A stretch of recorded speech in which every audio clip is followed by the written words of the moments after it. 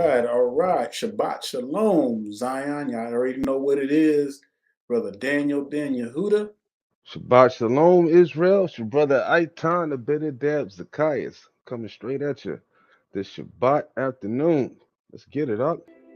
All right. Hey, so we're gonna give you a few more seconds here to get on. We got like 3 on right now. Come. Just want to put out just a couple of things. So the calendar is out. So you should all see the calendar on the Mind of the Brotherhood. Brother Aton has a calendar on his page and also on my page as well. And what we're going to be doing is starting the first day of the new month, the new year of Abib. We're going to be doing a lesson on each month.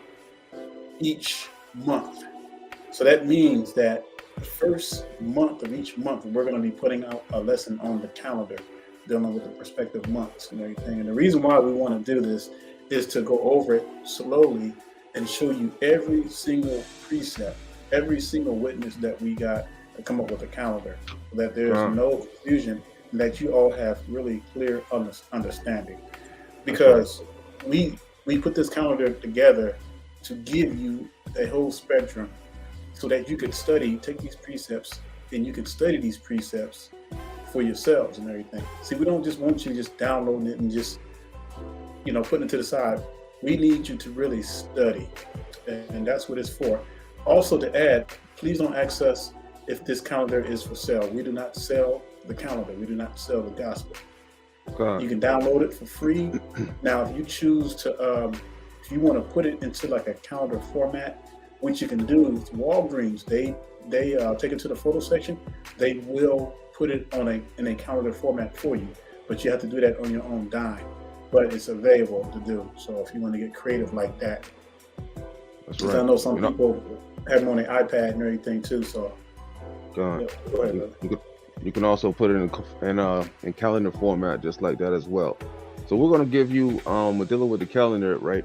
Just like Brother Daniel was saying, the first day of each calendar month that we have there, we're going to give you guys 12 lessons. Okay, so it's going to be one lesson per month. So you guys have 12 lessons for the 12 months of the Hebrew year. Okay, and with each lesson that we're going to be doing, that's going to contain each month, right? We're going to be breaking down exactly how the month goes, exactly the feast days and the things of that nature that we're going to have during those months and how to celebrate them. So then when you look back in the past, as we have compiled these 12 lessons over the years, you'll be able to see exactly how to keep every single feast day, every holiday, every feast day, every holy day that we have in the scriptures, and how you can correctly keep the time of our forefathers in the days of old. That's right. And not only that, you guys would know how the workings of the luminaries are arranged and following these things. So we don't go by the new moon. The new moon does not bring in the feast days. The new moon brings in the seasons, and that's what we're going to break down for you. So, and after we're done for that whole year, it's going to be like over 24 hours of lessons on breaking down the calendar. So, and we're really, really looking forward to that and everything. So, with that being said, we're going to go ahead and jump into the word. So, I need you all to turn to Isaiah chapter 28. And it's also up there on the screen, but we still want you to write these scriptures down because we got a special treat for you tonight. And we're going to be talking about some really, really great things. And then we're going to open up the floor for you all. We'll put the link in the comment section. So you all, if you want to dial in or however, or if you want to ask your questions in the box, is fine too. All right. So let's go ahead and make sure you're there. Isaiah chapter 28. And we're gonna start with verse 9, because we want to lay the foundation. This is the way that we should be really examining the word, y'all. And the Most High has commanded us to search the word. So let's start verse 9. It says, "Whom shall he teach knowledge, and whom shall he make to understand doctrine?" What is doctrine? It is the ways and the laws of the Most High. It's them that are weaned from the milk and drawn from the breast. It's just like a baby when they first come in, they need that milk because they can't eat all the strong stuff. So those of you who are just waking up and everything, you're trying to deep dive into stuff that you don't quite understand. You're going to have to digest the milk first, and gradually you'll be able to handle the meat. And see, we got too many brothers and sisters. As soon as they wake up to the truth, all of a sudden they want to go out and start making videos like they're just have the Bible mastered. You know, that's the wrong thing. You got to be patient. You got to allow the word to work in you. You have to be seasoned. You know, Paul says that be seasoned in season and out of season. You have to have that patience. You have to go through that experience. All right. And hold on, right? Salakia. And in Israel, don't let that be an insult, right? Because a lot of us who are coming out of Christianity or Islam or other, false doctrines that are still have, somewhat remnants, and those demons are on you and don't really want you to get that truth. So in order for you to come out of that falsehood into the truth, you got to realize that it's not just going to be like flipping a switch from on to off, right? You're going to have to really dive into the scriptures and understand that you're a baby on this thing, and what your perception was of the truth is not necessarily, what it really is. Now that you come over to the truth from, those false doctrines. Right, and the key is humbleness. If you humble yourself before the Most High, He will definitely fill your cup. Let's look at 10. For precept must be upon precept, precept upon precept, line upon line. Here a little, and there a little. So in other words, if you try to read the Bible from front to back, which is all good, you'll have somewhat of an understanding. But the way that the scriptures are is because there's so many other scriptures that correlate with one another. And in order to get that, you have to be able to compare these commands. You have to be able to compare these precepts. You have to be able to compare these witnesses. And like Brother Eitan said, coming out of the Christian churches, a lot of our people have been trained to be surface readers only. So when they read something, they don't quite understand the true meaning, because you can read one verse and you can see so many applications in that one verse. Whereas coming out the Christian churches, people don't do that. They don't teach that at all about that, because they don't even consider the Bible as even a solid book that they can really rely upon. And that's why so many people are confused when they come into this truth and they're just scrambling and everything. But you just have to have patience. And the problem a lot of times is a lot of people are coming into this truth, and what's happening, they start feeling like, okay, well, I think I understand enough of this. Then they start their own organization, then it grows, and then next thing you know, they're collecting money, and then it turns into just made up doctrines, and now it's just like the Christian churches and everything. Let me give you an example. You look at all the camps, you look at all these Hebrew organizations that just grew, and now they have their own little set of doctrines. Some of the doctrines are the same throughout these Israelite groups and these camps and everything, but there's difference, and that's why that we're not on one accord. The Bible says that the Most High is not the author of confusion. And so when you have all these doctrines floating around and nobody's on one accord, you cannot say that we're a nation. You cannot say that we're together, because we're not. Everybody's like a loose cannon. This is why me and Brother Eitan, we're gonna give you the word straight, just as it is. If it's something that sounds weird, or if the Bible doesn't talk about it, we're not gonna even bring it up. You know what I'm saying?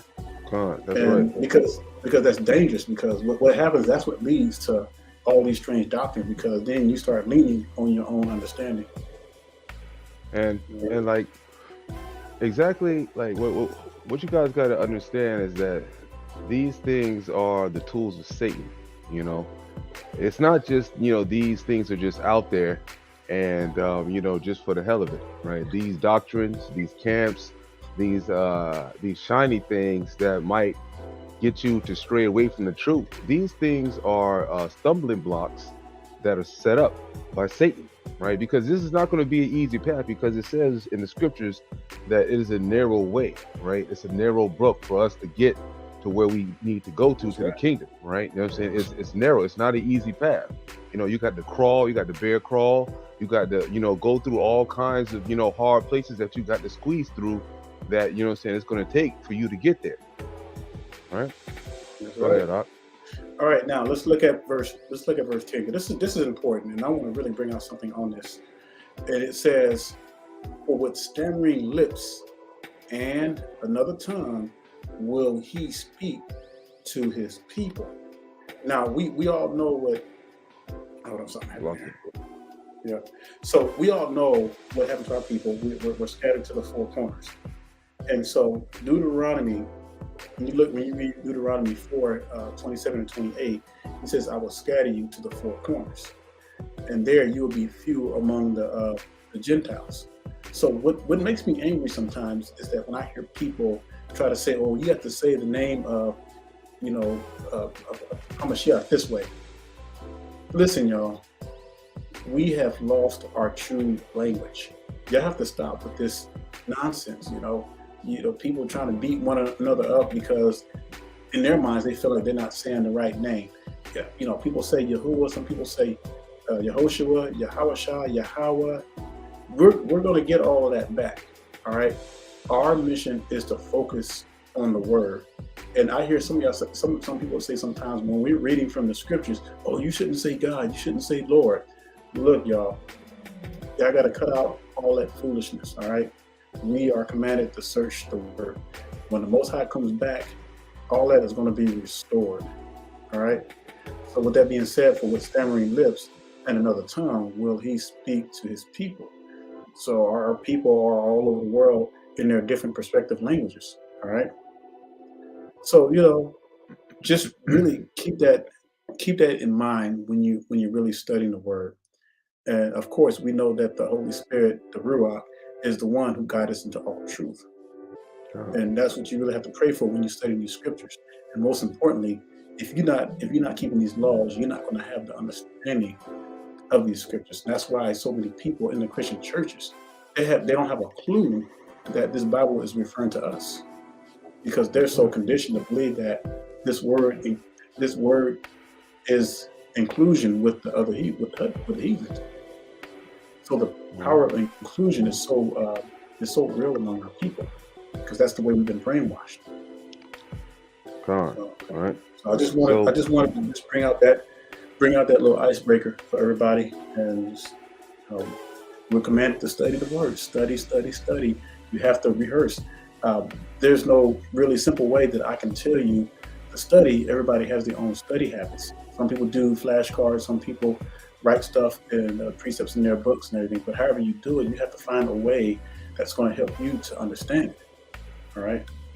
But again, it's rehearse, practice. We have to be in this word every day, day and night. All right. You ask either me or Brother Aton. We're always in this word constantly.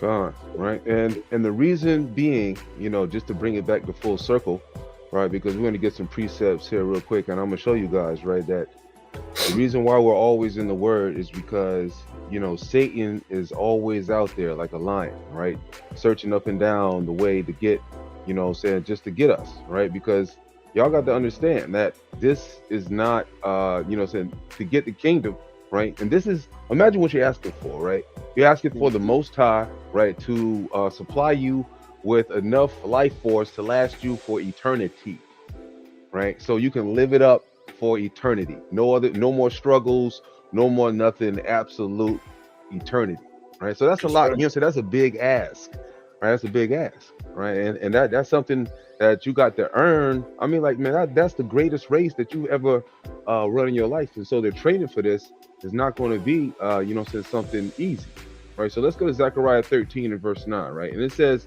and I will bring the third part through the fire, right? And that's us. And I will refine them as silver is refined, and I will try them as gold is tried. They shall call upon my name, and I will hear them. I will say it is my people, and they shall say, the Lord is my God, right? So, like, what I really wanted to bring out in this is that you got to realize, right, when you have to bring something through the fire, right, when you got to,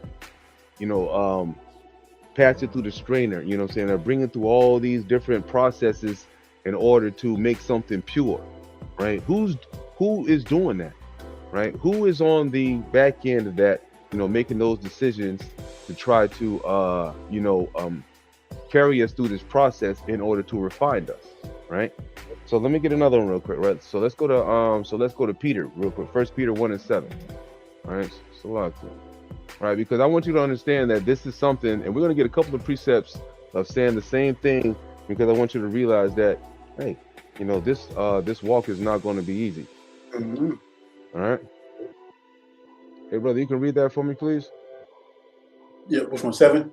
Yep. Let me highlight it. All right.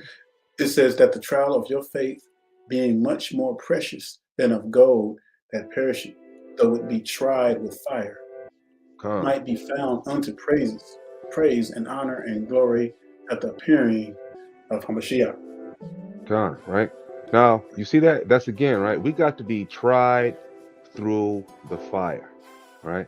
And see, who is the agent of chaos? The one that's always trying to put that bug in your ear to go off, right? Mm-hmm. And that's none other than Satan, right? That's none other than the man the adversary, the agent, the secret agent of the Most High is Satan, right? And so what I want to show you guys real quick, right? And I want to go something that I want to show you that this is a true thing. Here in the scriptures, I will show you an instance, right, where Satan is given a direct command by the Lord to go, to cause some trouble, right? To cause us to go off and to cause Israel to sin, right? Because, like I said, as you see through the precepts that we just showed, that we have to do what, right? We have to be tried through the fire, and in order to be tried through the fire, right? We just can't, we just can't just have an easy life. You know what I'm saying? You have to count it as a blessing when you're tried through the fire. You know what I'm saying? When you have something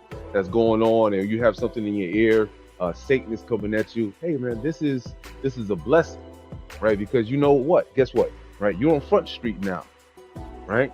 You're on the stage, and the Most High and the angels, they peering down and they watching and they seeing, is this Hebrew brother, he's going to be able to pass the test, right? Is he worthy of, gaining the kingdom for eternity, right? Hey, brother, you want to say something before I go into this? Yeah. When you look, like he was saying, the trying of your faith, that is so profound, y'all. Because what does the trying of your faith, what does that help us with? How does that make us strong? When the Most High chastises us, he really is working our salvation. He's working it for the good. It may seem like, well, man, we're going through all this hell on earth.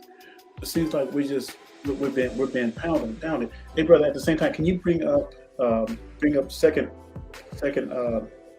Ezra chapter 6? I'm sorry, second Ezra 16 and 73. God. Yeah, bring up that right quick. And so when we go through these things, y'all, this is for our own good, and it's going to help build character, and that way we're going to be able to help each other and everything. I wanted to read this because it came to my mind. It says, "Then shall they be known who are my chosen." What does he mean by that? And they shall be tried as gold in the fire. Let me read that again. It says, "Then shall they be known." They be known among who? We're going to be known among the world that we are children of the Most High. And I know it may not seem like that right now because we're such a disarray. We're unorganized. We're all over the place. We're like a loose cannon. But it's going to come. The Most High is going to have a purified people, just like what Brother Aton read in Zechariah, a third tried in the fire. So we are that gold. See, you can never destroy gold. Gold, you can burn it, you can mold it. And the interesting about burning gold is like all that dross that's corrupted around the gold will burn away, but the gold will still remain. Now, the gold is going to have to go through some hell. It's going to have to go through some heat. And that's the same thing we're going to have to go through. We're going to have to go through some stuff. All right. So I'm going to finish reading that right quick. So then shall they be known who are my chosen, and they shall be tried as gold in the fire. Right there in plain sight. We're going to have to go through it, y'all.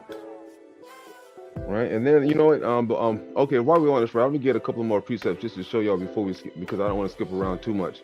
Because as soon as Brother Daniel started the lesson out, he has showed you guys the instance of going precept upon precept. So I'm going to take this opportunity right now to demonstrate that as we're going precept through precept to show you guys, how we see the That's same right. thing is said over and over in the scriptures, right?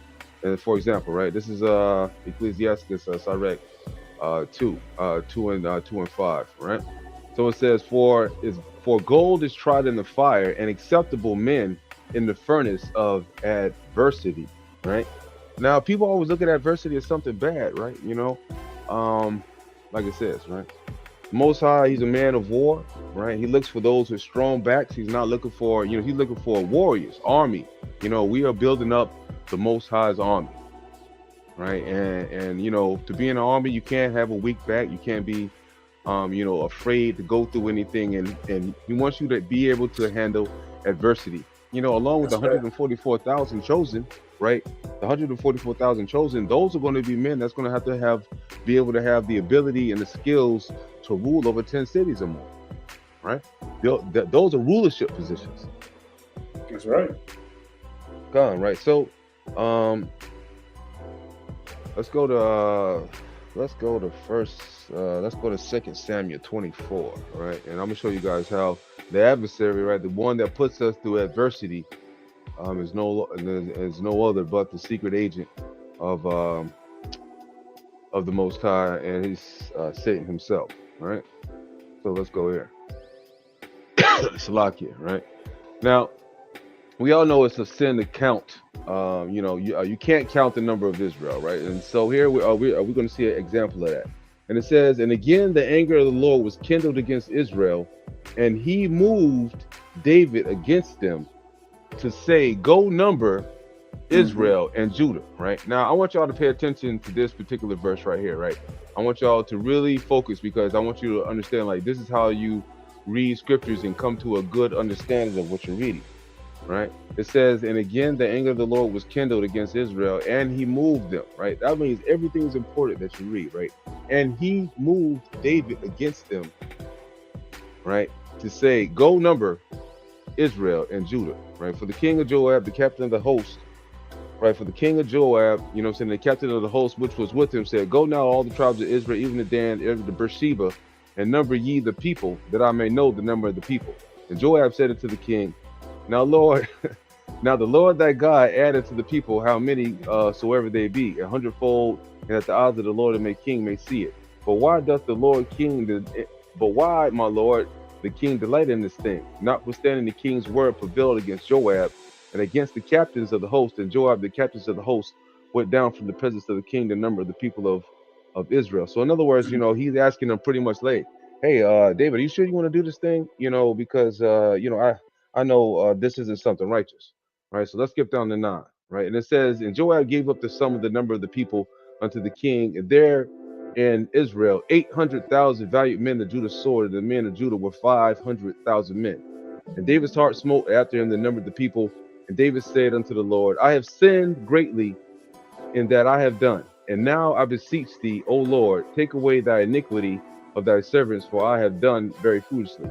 Now, if you read on, right, it turned out there was some wicked folks in the camp, and the Lord had put Satan on David to tempt him to, to sin, so God can exact some judgment in order to kill. I think it was like, 77,000 wicked Israelites or something like that. But, right, what I am going to show you, right, is that the same story appears again, right? Now, remember I said, right, we're going to remember who this is talking about in the beginning. He says that he moved David against them to say, go number Israel and Judah, right? Now, the same story appears again in 1 Chronicles 21, I think it is. Let me see. I believe it is. Let me see. Right, okay, Khan, right? This is the same story. And so who's working for Satan? You know what I'm saying? So who's working for the Most High right here, right? And God said he did what? He sent what? And he sent Satan.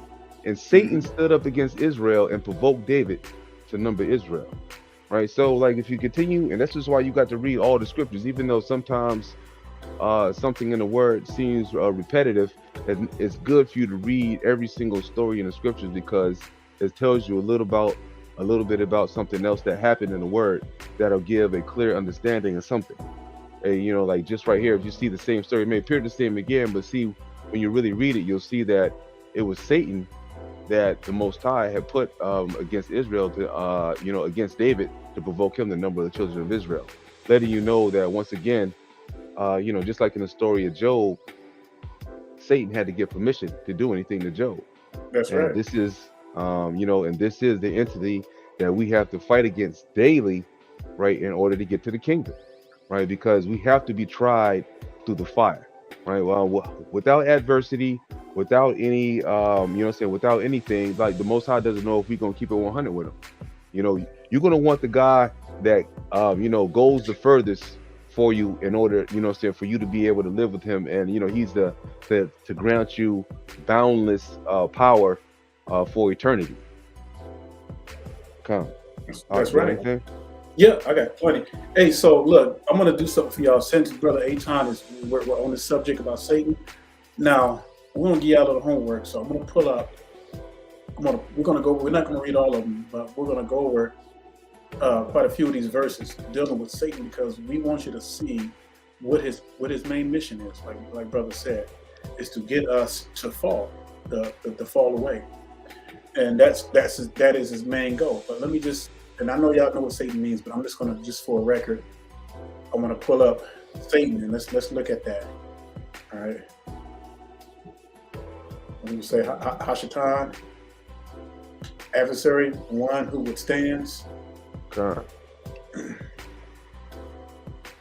And I'm looking for deceiver, because that's what it really means, is deceiver. An opponent, especially. All right. But his true name is deceiver, and what's the purpose of a deceiver? Is to get you to go off. That's why I read what I read in the beginning, because when you're studying this word, and a lot of these brothers are starting their own stuff, Satan is right there encouraging them to go off like that. Strong. All right. So we're gonna go through some of these verses. All right. And then Brother Aton just read this one, and Satan stood up against Israel to provoke David to number Israel. That's right. It's just so plain. And one thing about the word, y'all, is it's everything is there. So dealing with this subject and the purpose behind Satan, if you go back and you read all these verses, and Hold up, you'll bring it up see. to 1 and 6 real quick. Yeah, you see 1 and 6. That's an Yep. important one too, right there. That you see, Slocky, didn't mean to interrupt, but just to bring this point out real Okay. quick. As you see right here, it says, now there was a day when the sons of God, right, which are the angels, came to present themselves before the Lord, and Satan Right. came also among them. So we got to get out of this Christianity thing that, thinking that Satan is not, that he's over here, running things. Since Satan is not running anything. He's been tasked with the, with the task to come down and to tempt the children of Israel with many obstacles, as much wickedness as he can put in place to get you to go off and to fall into darkness, and literally be destroyed, because he knows that, just like the Lord, just like Esau and the other nations were created just to be destroyed, right? It's the same thing with Satan. He was just created, said this is his purpose. And at the end, he's going to have to be destroyed, because guess what? We're not going to have to worry about sin anymore. There's no more, there should be no more temptation of things. So his time is only short. But you best believe that while he's here, he's working overtime.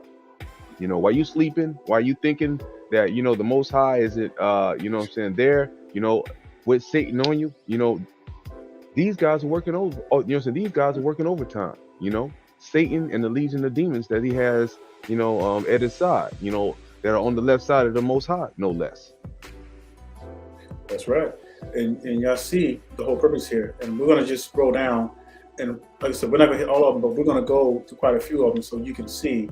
And we already understand what's going on in Job. So I'm going to go down to Psalms 109:6.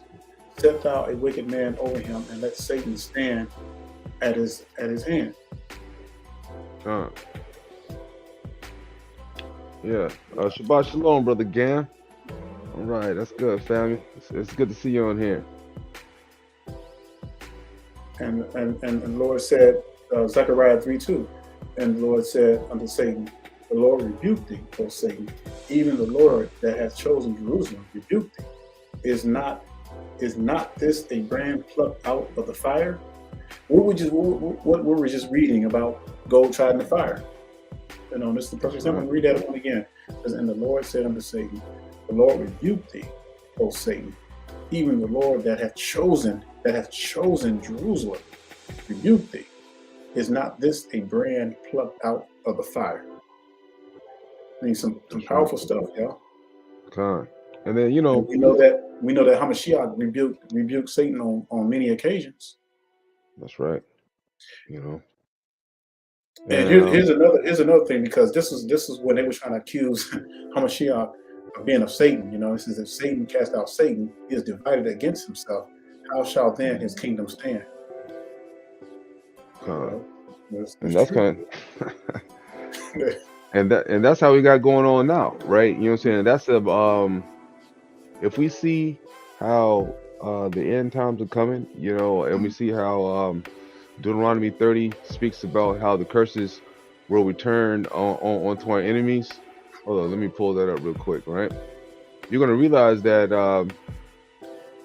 this is Satan's house falling in on itself, right? But that's only contingent on us keeping the commandments. That's only contingent on us keeping the laws, statutes, and commandments, right? So let's read it, right? And it says, and it shall come to pass when all these things that are come upon thee, the blessings and the curse, which I have set before thee, and thou shalt call them to mind among the nations, whither the Lord thy God has driven thee, right? So this is a future prophecy all the way back in the Old Testament in the second law, right? And it says, and thou shalt return unto the Lord thy God, and shalt obey his voice according to all that I command thee this day, thou and thy children, with all thine heart and with all thy soul, right?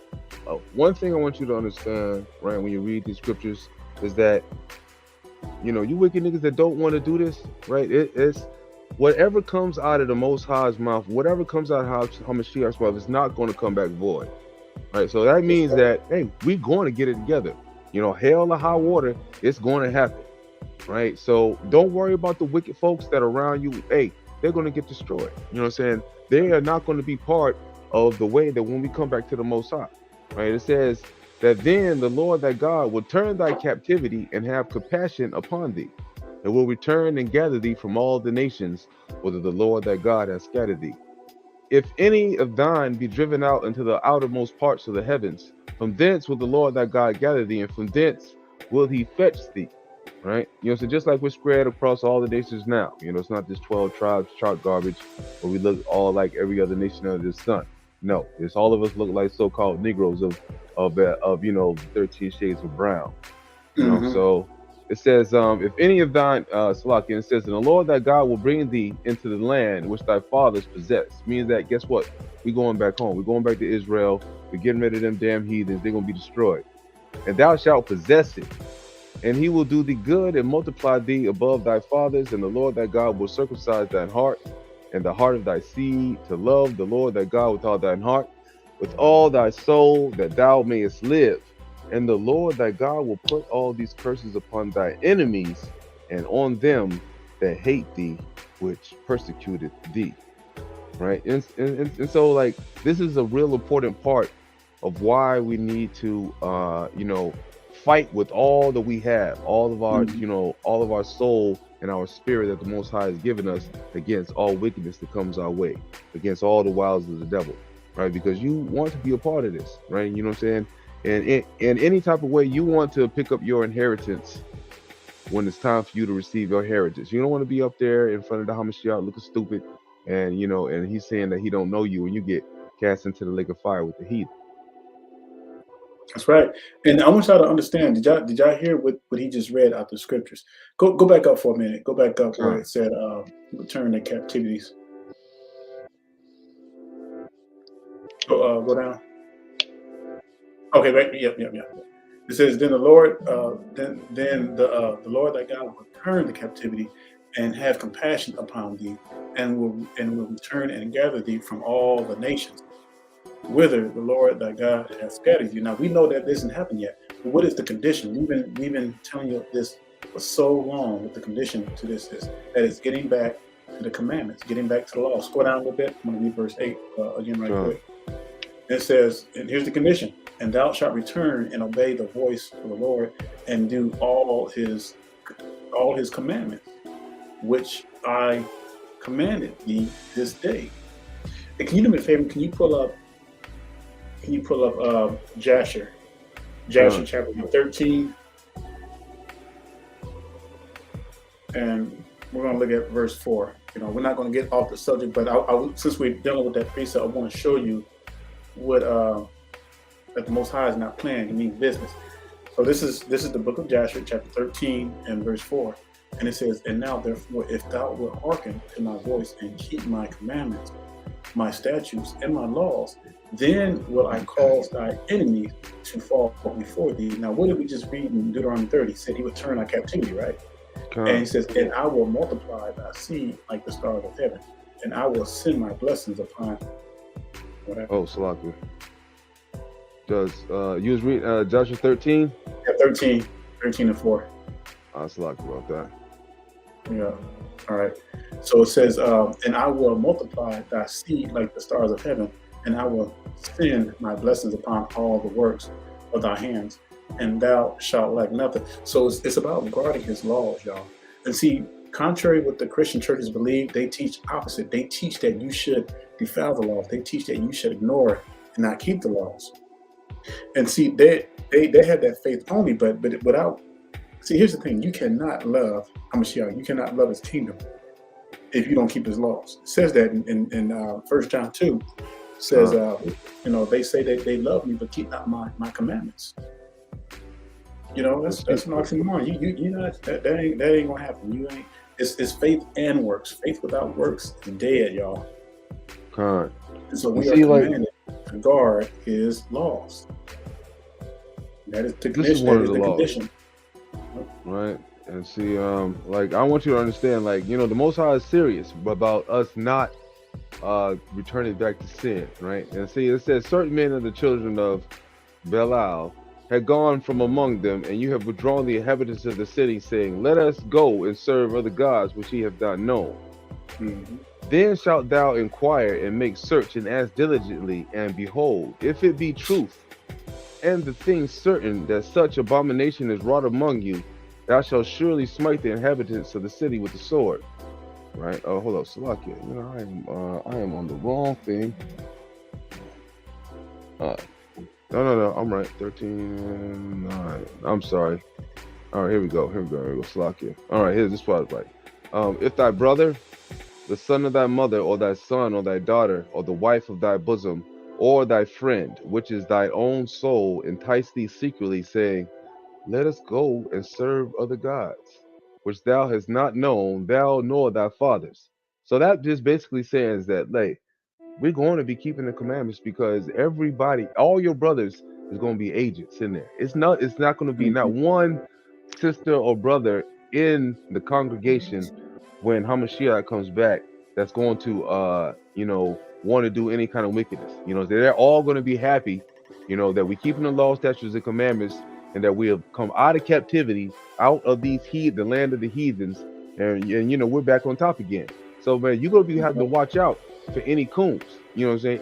Coons ain't gonna be able to get in. You know what I'm saying? I mean, man, we're gonna be watching for every single if you're a coon, we watching out for you, because let's see what's gonna happen, right? So it says that anybody, your friend, your mama, your daughter, your sons, anybody, it says, namely of the gods of the people which are round about you, nigh unto thee, or far off from thee, from one end of the earth even unto the other end of the earth, meaning that he's talking about the whole earth, period. Right? If you talk about following any other god, any kind of foolishness, so that's wickedness, right? Thou shalt not consent unto him. That means, right, I'm not gonna do what you're talking about, right? I ain't gonna really be listening to you, right? Because it says, nor hearken unto him, neither shalt thine eye pity him, neither shalt thou spare, neither shalt thou conceal him, right? But let's see what happens. What you got to do to this person when you hear somebody wicked, plotting against Hamashiach in the kingdom. It says, but thou shalt surely kill him, right? It says, you're going to surely kill him. Thine hand shall be first upon him to put him to death, and afterwards the hand of all the people. And thou shalt stone him with stones that he die, because he has sought to thrust thee away from the Lord thy God, which brought thee out of the land of Egypt from the house of bondage. Right? And all of Israel shall hear and fear, and ye shall do no more any such wickedness as this is among you. You understand? Right? So this is going to be serious right here. Right? The Most High is, you know, the Most High and Hamashiach, the Most High and Hamashiach, man, they're not playing any games with these, you know, with these laws, statutes, and commandments when the kingdom gets returned. So this is why it's imperative that you got to dodge Satan, you know, and the wiles of the devils, and you know, and everything that's set up. So whenever you're going through adversaries, you know, like whenever you're going through adversity, you know, even if you wanted to pull up the story of Job, right?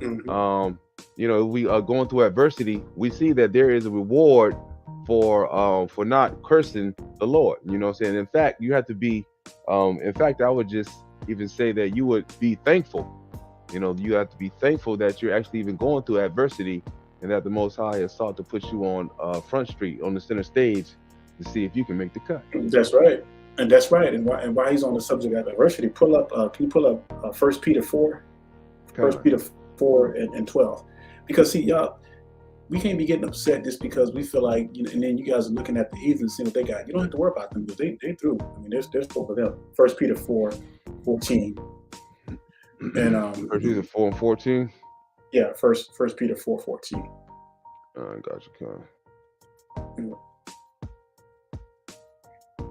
Is that first Peter? Con, that's it. 4:12. Okay. Oh, 4:12. 1 Peter 4:12. Yes, same thing. 4:12. All right. I'll let you highlight that right quick. All right. So it says, and this is exactly what we've been talking about too. It says, beloved, think not it strange concerning the fiery trials, which is to try you, as though some strange thing happened to you. So, you know, count it joy when we go through these things, because we are the chosen people. Just like a father who chastises their children, not because he hates them, because he loves them. He wants to take us through. He wants to make sure that we come through clean on the other side. So we're going to have to go through it, you know, and dealing with Satan and everything. The whole purpose, you have to know what his true mission is. All right. I want to bring up a few things. Let me bring this back up here. And let's look at some more of these, because we want to kind of just cover some stuff. All right, so First Corinthians 7:5, and feel free to jump in anytime, brother, if you have some other scriptures you want to add with this as well. So it says, defraud not one another, except it be with consent for a time, that you may give yourself to fasting and prayer, and come together again, that Satan tempt you not for your incontinency. So again, time after time, this is the whole purpose, is to get us thrown off. All right. It says, and this is why we need to know the workings of Satan. It says, lest Satan should get an advantage of us, for we are not ignorant of his devices. And what are his devices? What does he use to? He uses many distractions to try to get us off course. It says, 2 Corinthians 11:14. It says, and no marvel, Satan himself is transformed into an angel of light. Let's go to 11. All right. So here we are right here. All right, so I'm gonna start with 13. Sometimes when you read more stuff above it, you know, it gives you more clear definition of Satan's mission is. It says, for such are false apostles, deceitful workers, transforming themselves into the apostles of Mashiach. Verse 14, and no marvel, for Satan himself is transformed into an angel of light. Verse 15, therefore it is no great thing if his ministers also be transformed as the ministers of righteousness, whose end shall be according to their works. All right.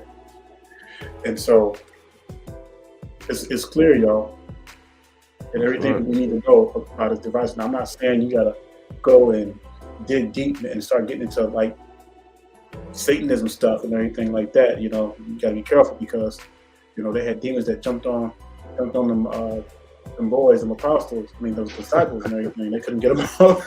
That's right. Rip their clothes off. They ran out That's the right. house butt naked. Yeah, Oh man, yeah, y'all man, gotta be that's right. careful. So go Kind back of right right. quick. So like, bringing it back to the same thing, right? We're just gonna show. Um, all right.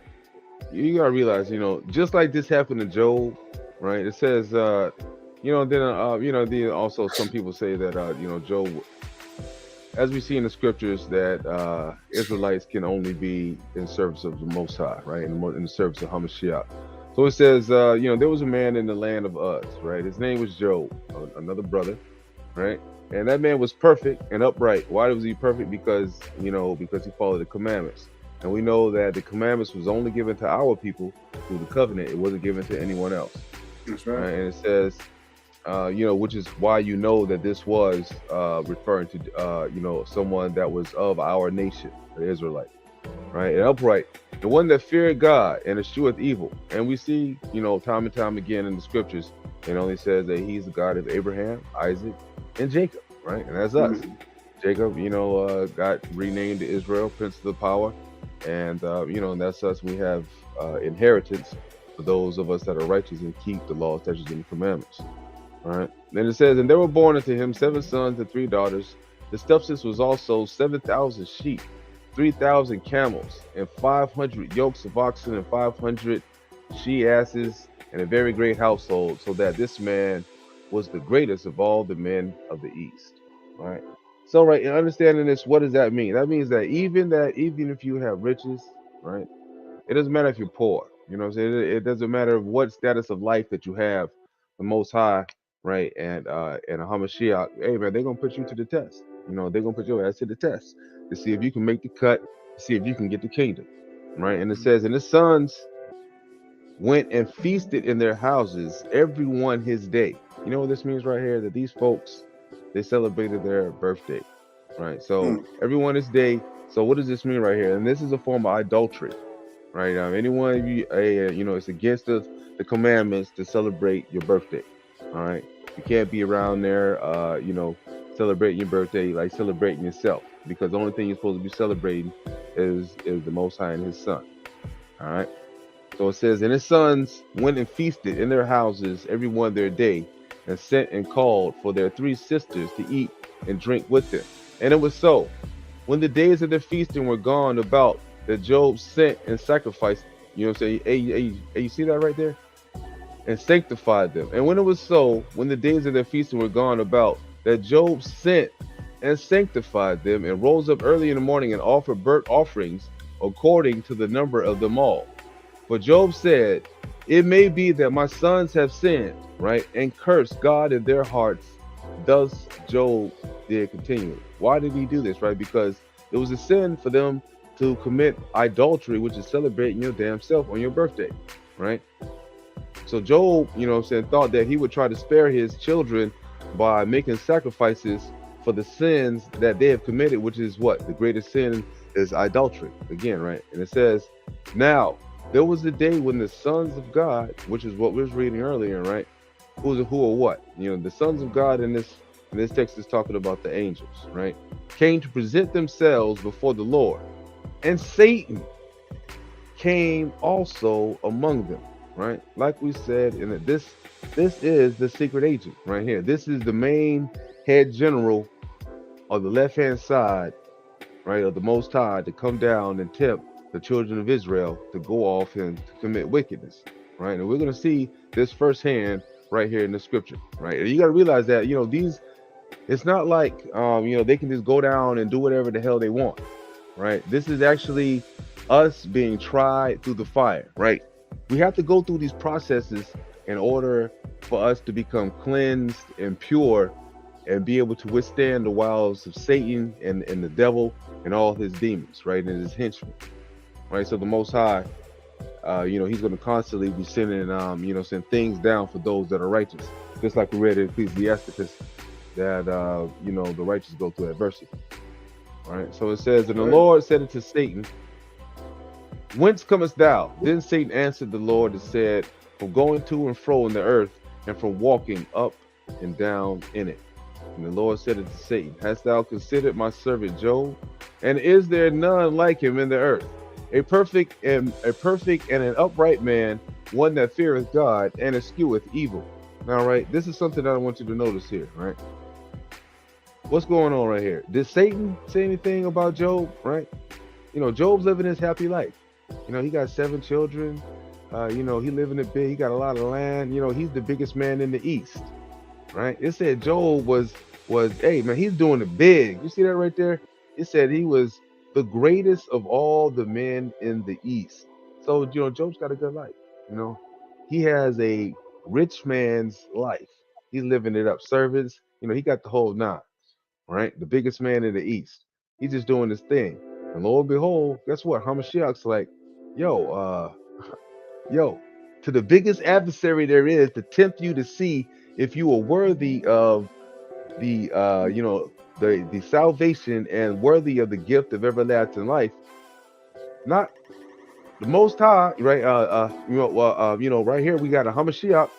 He put Satan on Job, right? He's like, hey, Satan, you know what? Hey, take a special eye, the strongest of all the demons, right? So the strongest, right? The head honcho, Hamashiach decides that he's going to put him on Job. That's Well, go back to verse 8 right quick. Con. And I want to verify that too. It says, and the Lord said unto Satan, hast thou considered my servant Job, that there is none like him in the earth, and perfect and upright man, one that feareth God and escheweth evil. It means hate evil. So you got to understand, here's the thing, here's the beautiful thing about Job. The Most High knew Job so well. It's just like the verse where it says, I knew thee before I was born.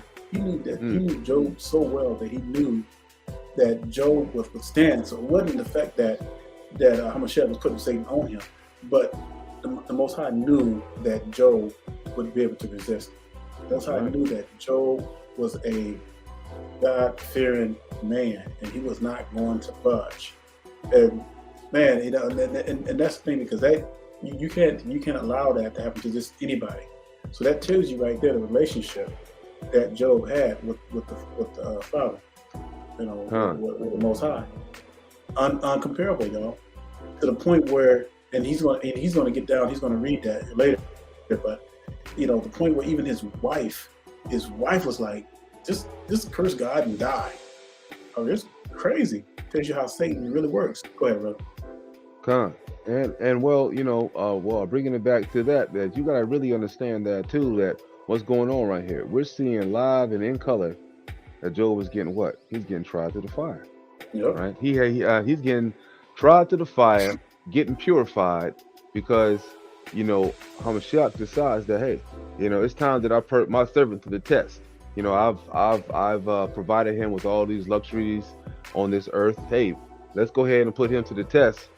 And see if he can, and see if he can make it through, right? Let's see if it's just all lip service, or is it real? Because the Most High, he's going to put you to the test, just like he put Isaac to the test, right? Just like he put Job to the test, just like he put Jacob to the test. Right? And it says, and the Lord said unto Satan, thou hast considered my servant Job, right? And that there is none like him in the earth, a perfect and upright man, one that feareth God and escheweth evil. Then Satan answered the Lord and said, does Job fear God for naught? Now, I want you to notice something too right here, right? Satan ain't going to miss no opportunity to hop on your ass. No. He's not going to miss an opportunity, right? You know what I'm saying? Like, Satan's not saying, hey, you know what? I don't want to bother him.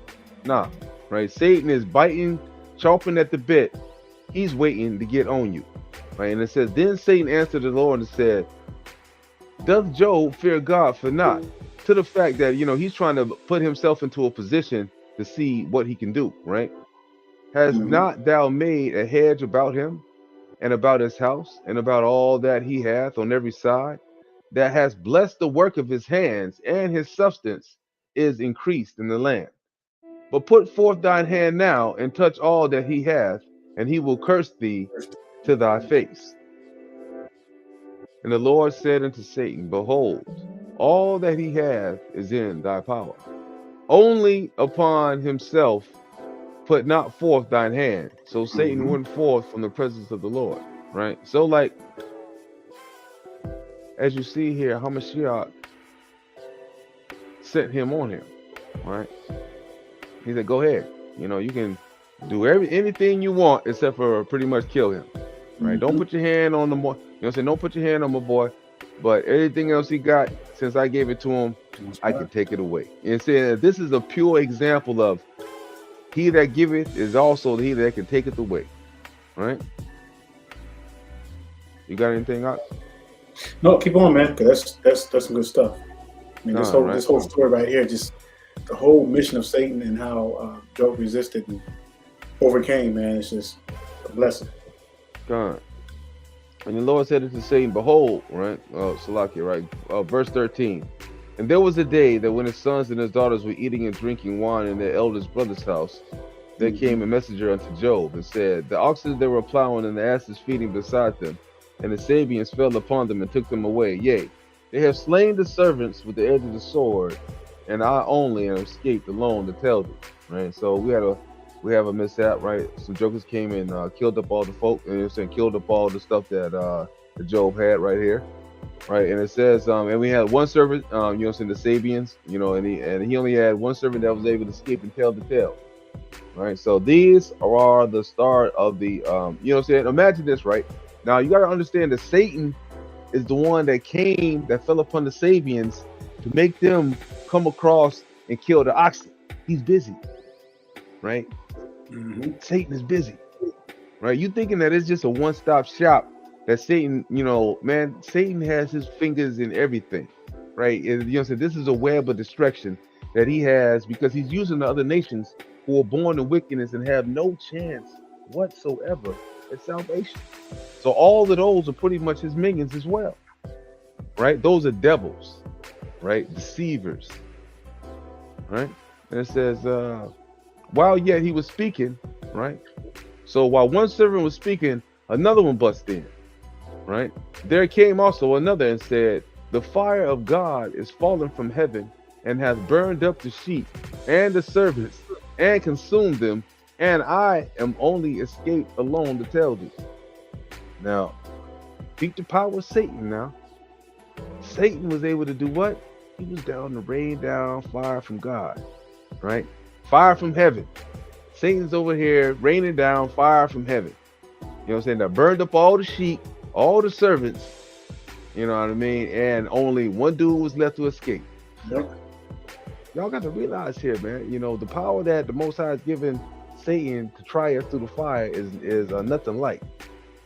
Just to get at one Israelite that he thinks that's going to get the kingdom, he's going through hell and high water right here to destroy them. So this is what you have to look forward to being one of the chosen. Right? This is this kind of stuff that you got to look forward to. I'm not saying it could happen to you. Hey, man, you might have it. Man, you might get through life a little bit easier. Pray that you do. But at the same time, man, pray that the Most High gives you some kind of adversity so you can gain a great seat in the kingdom. Go ahead, up. And if you're in this truth and you keep these commandments, don't think because you're keeping the commandments and all is going to be well and nothing's going to happen to you. You gotta realize, brothers, you are the chosen people, and the Most High knows each one of your hearts, and He knows what you need in order to get you to that next level. And y'all forbid that any of this stuff happens to any of us, but we have to be on guard. We have to constantly um, be on watch because we never know. And the Most High may be testing us to see, some of us are blessed with a lot of good stuff and everything. And let's say, hey, Satan is saying the same thing. Look at these current day Israelites. They got their own businesses now. They got all this stuff that's going on for them and everything. They're living comfortable. Says, okay, you can take all they have, but just don't touch my servants. And he comes and does the same thing. And God. what will we do? Will we fall by the wayside? Will we just give up and just decide to not serve the Most High? This truth is like a revolving door. I've seen so many people come in, and I've seen people leave just as quickly as they came in. And so this walk, y'all, it's not for the weak and faint-hearted. It is not. And we're going to have to be strong in order to endure these last days, and especially after reading the whole story of Job and what he had to go through. Not saying that we're going to go through the same thing, but we are going to go through similars. A lot of us are going to be persecuted. All right. Yes, keeping the laws, but it's a blessing to be persecuted for righteousness' sake. All right. Now, it's not to make something clear. It's not the same some brother out there getting shot by the police because he's doing some dumb stuff. That's not dying for righteousness' sake. You know, that's just because it's stupidity. Because a lot of that stuff could be avoided. You know, but we're talking about true persecution because you're keeping these commandments and everything, and you're going through it. And that hasn't happened yet, and it's going to happen, brothers and sisters. And we ain't seen nothing yet. You know, it's going to get crazy, and we're going to be tried every kind of way. All right. But again, the key is getting back to these laws. That's it. All right. So, you know, just like Brother Daniel was saying, right, we got to understand that that this is all trial. This is all the trial, all the big game, and we're bringing out these scriptures because we want to show you how much power Satan actually has. You know, how much power the Most High is actually granted this being over the earth to try to trick you into not falling. You know, and you know, so to trick you, to have you run into stumbling blocks in this life, to have you not get in the kingdom. Right. That's right. So let's see. And it says 18, right? And while he was speaking, yet there came also another, right? It said, thy sons and thy daughters were eating and drinking wine in their eldest brother's house. And behold, there came a great whirlwind from heaven. There came a great wind from the wilderness. It smote the four corners of the house, and it fell upon the young men, and they are all dead. I am only escaped alone to tell thee. Right? So what was that? From earlier, as we see that for celebrating their birthdays, and that even though Job made a sacrifice for his children, it wasn't enough, right? The Most High said, you know what? I'm okay with Satan killing them. Go ahead, Satan. Go ahead, wipe all 10 of their asses out the way. And, you know what I'm saying, came through and killed them with a wilderness. You know what I'm saying, came through, right, and slaughtered them with a great wind from the wilderness, right? Then Job arose and rent his mantle and shaved his head, and fell down upon the ground and worshipped, and said, naked came out of thy mother's womb, and naked shall I return thither. And the Lord gave, and the Lord hath, and the Lord gave, right? And the Lord hath taken away. Blessed be the name of the Lord. In all this Job sinned not, nor charged God foolishly. Right? Of course, he was bewildered at such things, but you know, as we see that he did not charge God falsely with this. You had anything you wanted to say? Yeah, before you can you go back, because I want you to read the part where I want people to see this, how Satan even tried to use his wife. Oh yeah, that's why I was getting to the next. I was getting to the next chapter. Oh, you went to okay. Yeah, man, it wasn't in this one yet. You know what I'm saying? It's yikes. What did I do with that? Yeah, because you know Satan would even use. And here's the thing, y'all. The point we want to bring out: Satan, he won't use you. He won't, you know, he won't use some stranger. He'll use people that's closest to you. You know, because some stranger, you know, you don't care about anyway. But they'll use your spouse, use your husband or your wife, children, just to get you thrown off and everything. And you notice, like, okay, and you notice, especially when you're on a spiritual high. Have y'all noticed this? Anytime you get on a spiritual high, and all of a sudden you go to work, you go somewhere, there's always somebody. It's like you feel like that's Satan himself, because it's like, where did it come from? It just came out of nowhere. You know what I'm saying? Or they may say something to you that was just out of the blues that they never said before. You know what I'm saying? Because he knows, man. He knows when you're getting close to the Most High and you're on that spiritual high and everything, and you send someone to come along, man, to try to mess it up. God. And you got to remember too that David, you know, just like we were showing earlier in First Chronicles, right? And that we got to remember that David was a mighty man for the Lord. You know, he had to send Satan to come on him in order to make him go off and count the children of Israel. You know, to cause the destruction of some wicked niggas that was in the camp. you know.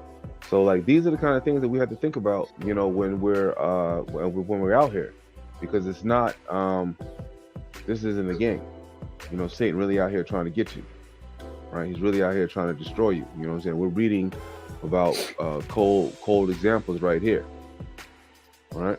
And this is just the power of him. I mean, like, he's sent a whirlwind, killed 10 children. He done killed all the Sabians. He sent the Sabians to kill all the flocks. I mean, like, he's getting in the heads of these folks, and then he's putting demons on them, and he's convincing them, convincing the other nations to do some wickedness and all kinds of stuff to depend on you to make sure that you don't get the kingdom.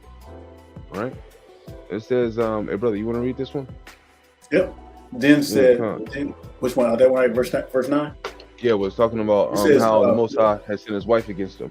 Yep. It says, then, let me start with 8. It says, and he took him a potsherd to scrape himself withal, and he sat down among the ashes because he was in pain, But he never, not one time did Job ever curse the Most High. Not once. Not even think it.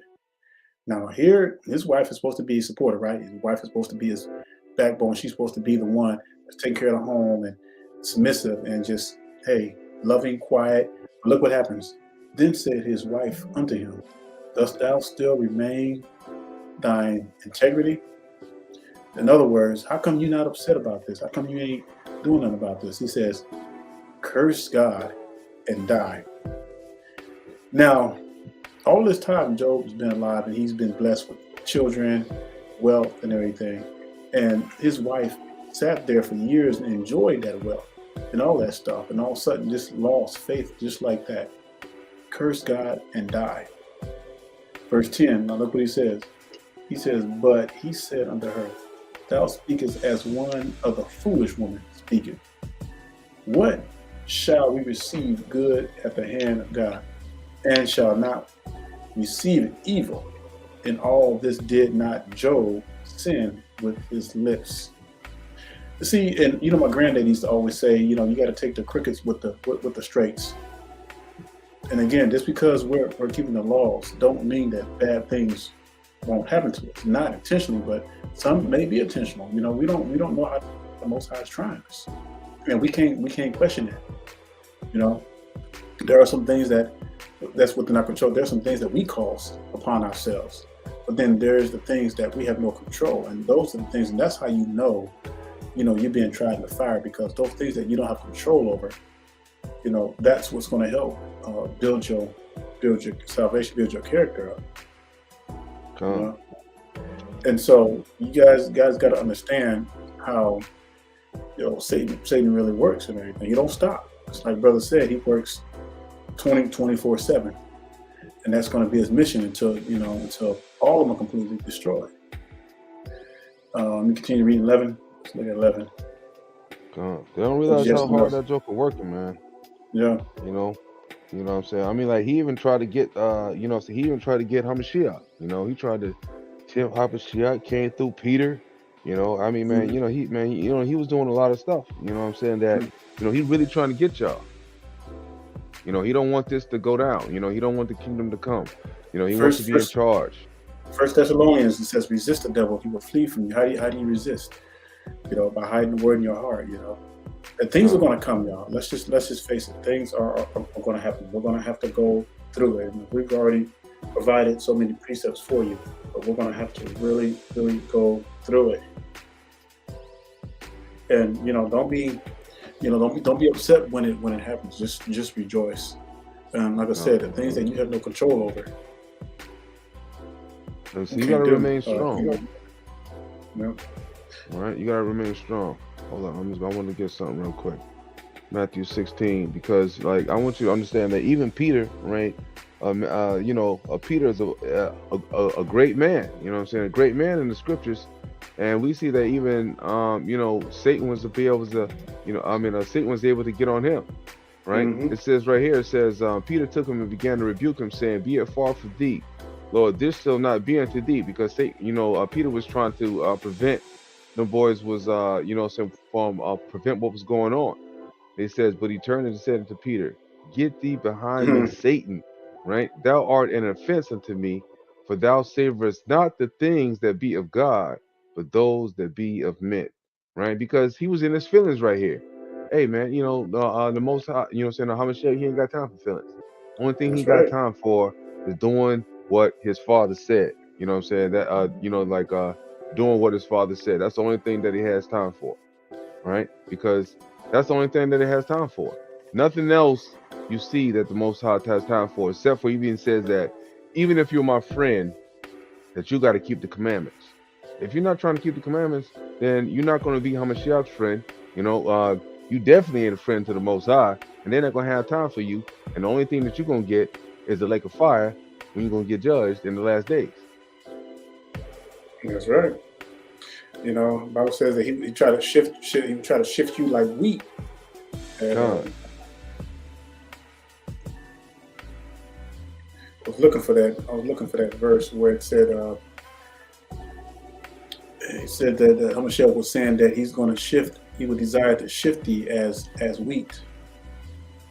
Okay. I think it's in Luke.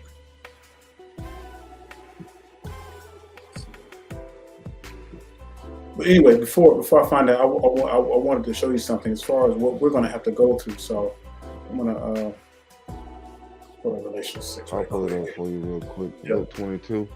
Yeah, you put that up. I'm going to Revelation 6. I got it for you.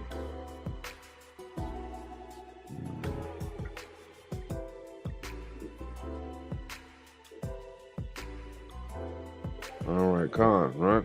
So we got to realize, right, that the Satan, right, he's on you, right?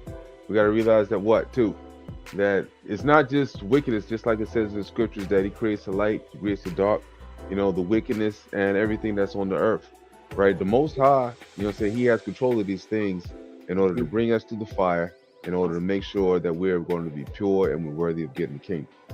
That's right. Brother Daniel? Revelation 6:11. Y'all know this too well.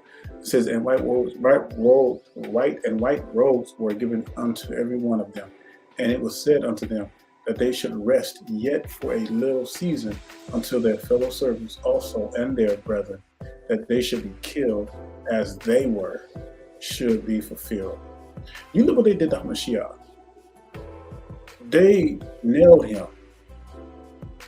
to a tree, y'all. And what makes you think that they're not going to do likewise or similar or kill us in other ways? This thing is serious, because they know the world elites know that we are the chosen people, and they know that Hamashiach is coming back. They're doing all they can, and right now they've been trying to hide this truth, because they know that the law was given unto us. Let me show you where. Go to Psalms 149. I'm sorry, 147. We'll go there right quick. All right.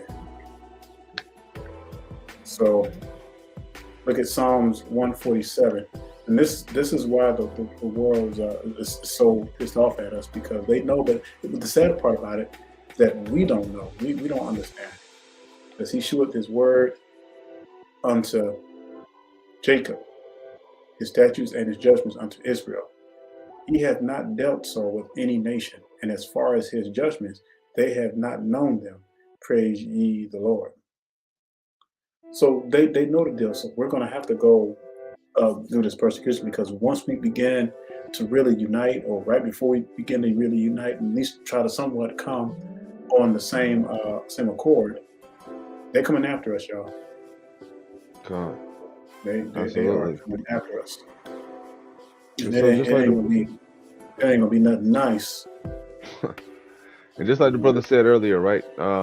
Luke, Khan, 22. Araya Arash, Khan, that's the right one. It says, and the Lord said, Simon, Simon, behold, Satan has desired to have you, that he may sift you as wheat. But I have prayed for thee that thy faith fail not, and when thou art converted, strengthen thy brethren. Right? So we got to realize, right, that this is what we have to do. Even as it says that we have to be converted, which means that we have to do what? Come out of the ways of these damn heathen and start keeping these laws, statutes, and commandments. All Now right. let me ask you Yeah. something. Has anybody ever shifted wheat before? And I want to give you a demonstration of what that's like. I have, and it goes through a rigorous process. I'm talking about I shaking so hard that like the all the stuff is separated, everything comes straight out. But only the strong wheat is going to survive. But I'm telling you that the shaking is so heavy though, so rigorous, and that's like what we have to go through. You know, it's so rigorous. People are going to fall. It's like the parable of the sower. You know, some fell on good ground, some fell on stony ground. And we know the Con. story behind that, everything, and that's the same thing that we're going to have to go through. Not everybody is going to survive this. I mean, that's That's just just what it is. yeah, it is what it is. You know, this didn't have to happen if Adam and Eve had just, I should say, had Adam obeyed not to let his wife deceive him or choose not to obey his wife rather than you know obey the Most High, but he obeyed his wife. Con. He You obeyed know. his wife, not the Most High. You Yeah. He know, arguing to his wife. Like I said, ain't none of this stuff easy. no, no, Ain't none of this stuff easy. yeah, Right. The Most yeah, High is not giving you eternal life.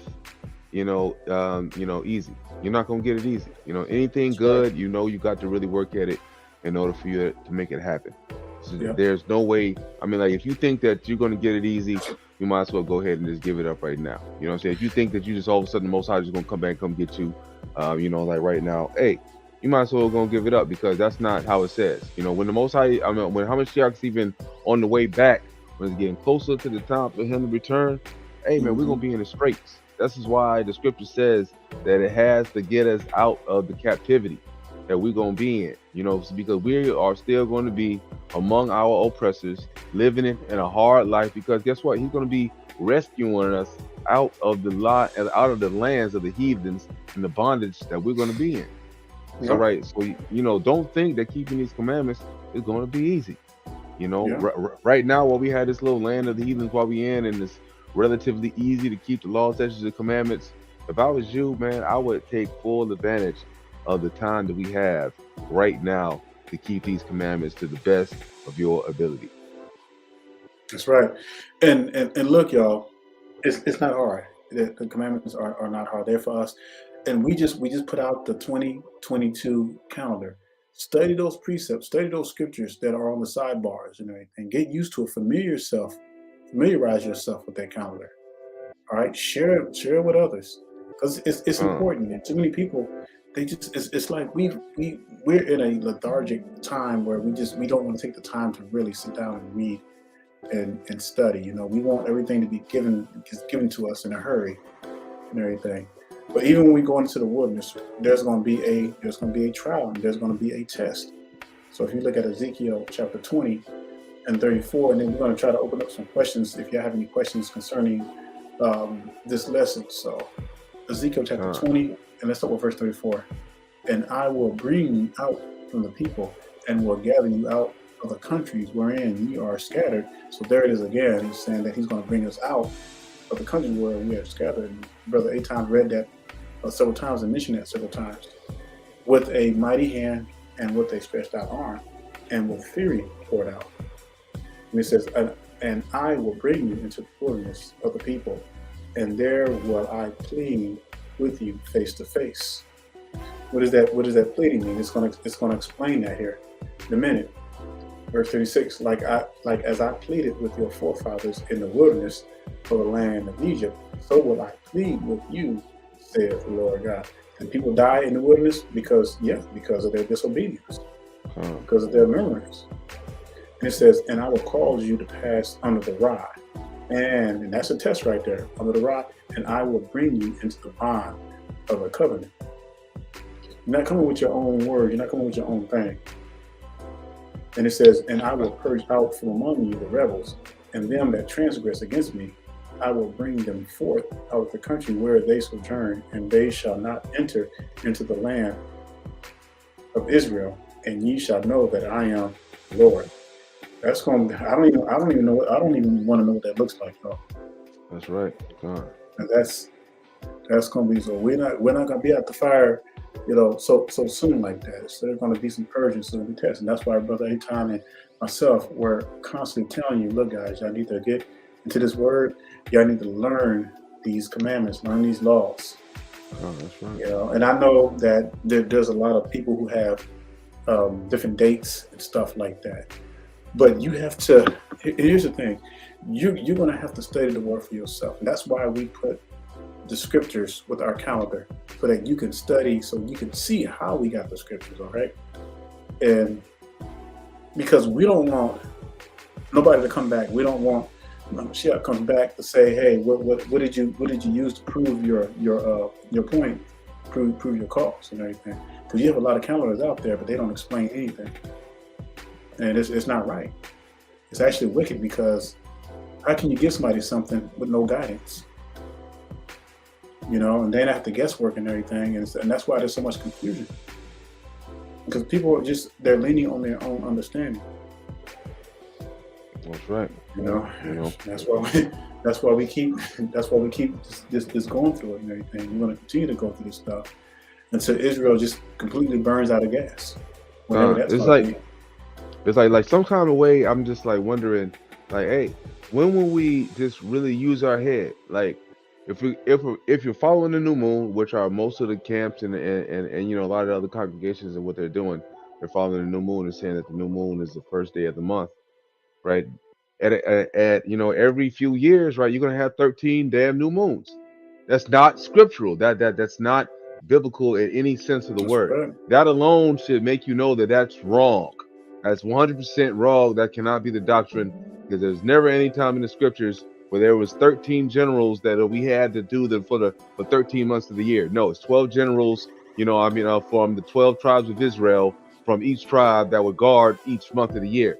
There was never such thing as 13 anything, right? So there's no lost 13 tribes or any foolishness. This is like, so some of this stuff is just really, it irritates me, because I'm thinking like, our people got to be smarter than this. How can we just, accept all kinds of folly and this, follow behind it and not challenge? You know what I'm saying? Are we smarter than this, or just makes me just really wonder. And the scriptures really coming to they're really coming to perspective when it talks about not that many people going to damn make it. It's like, if they can't understand, if you can't just see something simple as that, hey, you can't go off the new moon, obviously, because you're gonna have 13 new moons in a year. That doesn't damn make sense. So like, what's really going on here? You know what I'm saying? The scriptures never say the new moon of anything. It just talks about it for being seasons. For the that's right. Different and they do realize, they follow the same patterns as the Khazars do, because that's even worse. And they don't even realize what they're doing. It already says it already says in Jeremiah 10, hey man, don't be following the heathens. So it straight up says that. Jeremiah 10:2 says don't follow the heathens, because they're talking about the moon and all of that. And then what are we doing? Right, we're doing exactly what the what the scriptures say don't do. Yeah. Right. Hold up. And Most High means what He says, y'all. And that's why we're constantly going backwards, because we keep applying all of the heathen tactics to ourselves. Literally says don't be going by the moon.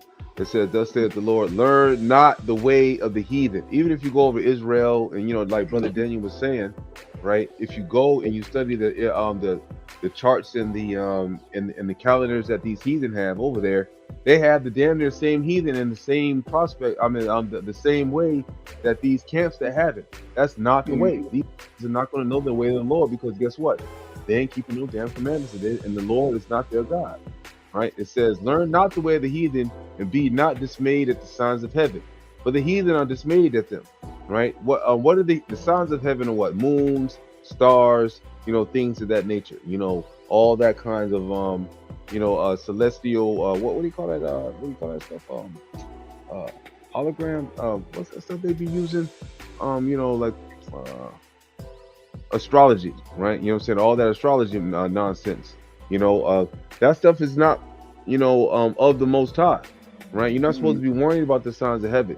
Only thing we need to be worrying about is the common sense of what the scriptures say, how to follow the days is 364 days in a year, right? Which is 52 weeks of perfect 7 weeks. You can't follow the new moon and have incomplete weeks of the year.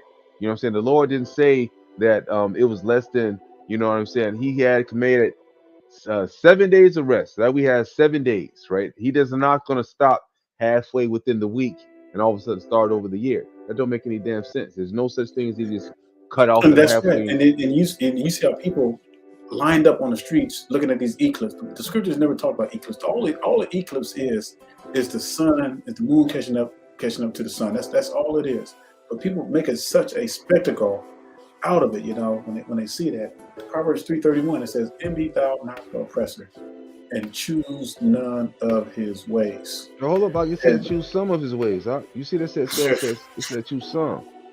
Right? It choose said choose none none. of his ways. And so we see, what do you see every time you see an eclipse? Just see all these heathens out there, just lined up. Oh, they so amazed, and they just like fiberglass and all that kind of stuff. They just ecstatic, and it's like, man, look at this. Like, okay. It's more simple than you think. Then people, they're trying to make signs out of it.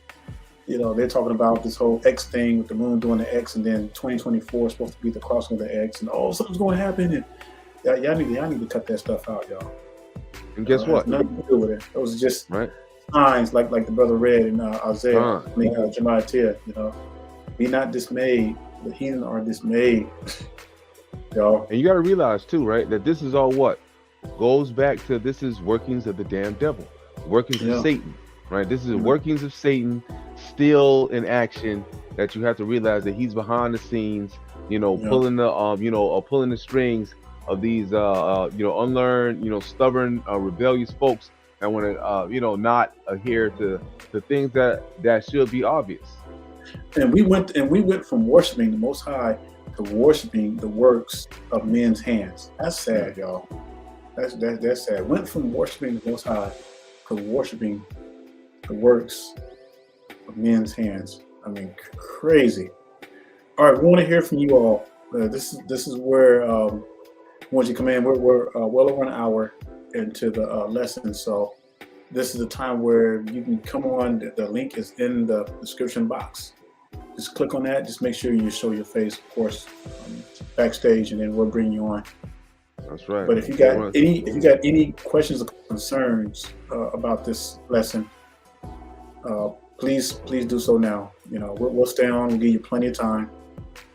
That's right. But this is for you all right? Especially for those of you who are coming into this faith and everything.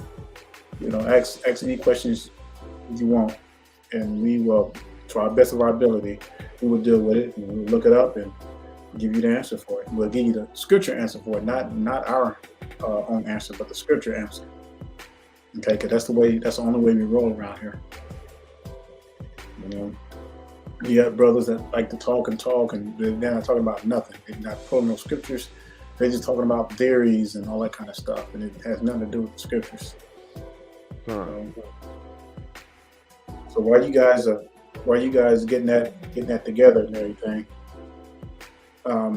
just wanted to put out again, we are going to be doing a lesson on the first day of each month on the calendar.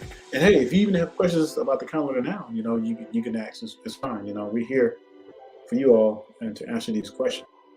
Everything. So, but don't be afraid, y'all. Especially if you want to come on as well too. Please do. Because Most High, and don't think, y'all, because it seems like we're going through this stuff. Don't give up. Don't become weary. The Most High says that we are a chosen people, and for anybody who want to try to say that, oh well, what about the seed? The seed is no longer and everything. I'm going to show you two witnesses, so you will have confidence that the Most High has not left his people, y'all. Y'all hear me? He has not. There will be a seed that will remain. So I want y'all to go to Jeremiah 31. I'm going to put it up on the screen here as well. So go to Jeremiah 31, and we're going to start at verse 35. So let me go here. No, sis, you don't have to have a congregation. I mean, you don't have to have a building to have a holy convocation. That just means the gathering of people, a separate gathering of people that we use to celebrate the Most High. All right. And Hamashiach. All right. I'm going to start with verse 35. So it says, "Thus saith the Lord, which giveth the sun for a light by day, and the ordinances of the moon and of the stars for a light by night, which divided the sea when the waves thereof bore, the Lord of hosts." Right? And it says, verse 36, "If those ordinances depart from before me, saith the Lord, then the seed of Israel also shall cease from being a nation before me forever." This is forever. So y'all hear that? So see how powerful that is. Just because our forefathers messed up, now you got to remember, that's why the Most High called the prophet Jeremiah, Isaiah, Hosea, Ezra, all the prophets that the Most High called to turn backsliding Israel away, shows that he still has a covenant with his people. All right. And look at verse 37. It says, Thus saith the Lord, if heaven above can be measured, and the foundation of the earth searched out beneath, I will also cast off all the seed of Israel for all that they have done, saith the Lord. And they can't, they can only, the furthest I've seen of research that they can go on the ground is like almost 7 miles. They can get that 7 miles. They can't, because the Most High got these people on quarantine. They can't even leave the firmament. The Most High got them on quarantine. That's so don't why be out here. If you look up, other nonsense. What's that guy's name? General Byrd, where it was Operation Fishbowl. Yeah. Operation Fishbowl, where they tried to blow up the firmament and everything, but it wasn't working. Just wasn't working. Yeah, definitely don't be out here believing in that stuff, because if these folks don't have what it takes to get to the bottom of the ocean, don't believe they got the technology to see millions and millions of miles. They talking about all these other fictitious galaxies and other nonsense. We gotta be come on, Israel, we got to use our head. These white folks have been lying to us long enough. And let's look at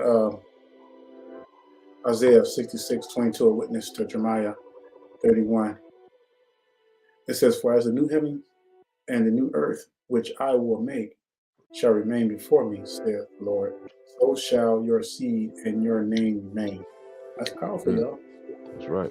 So that tells us that we ain't going away. His seed is not going away. He's always had a purified seed throughout each generation. Now we may be a mixture of the different tribes, but we are still the seed of Israel. That's right.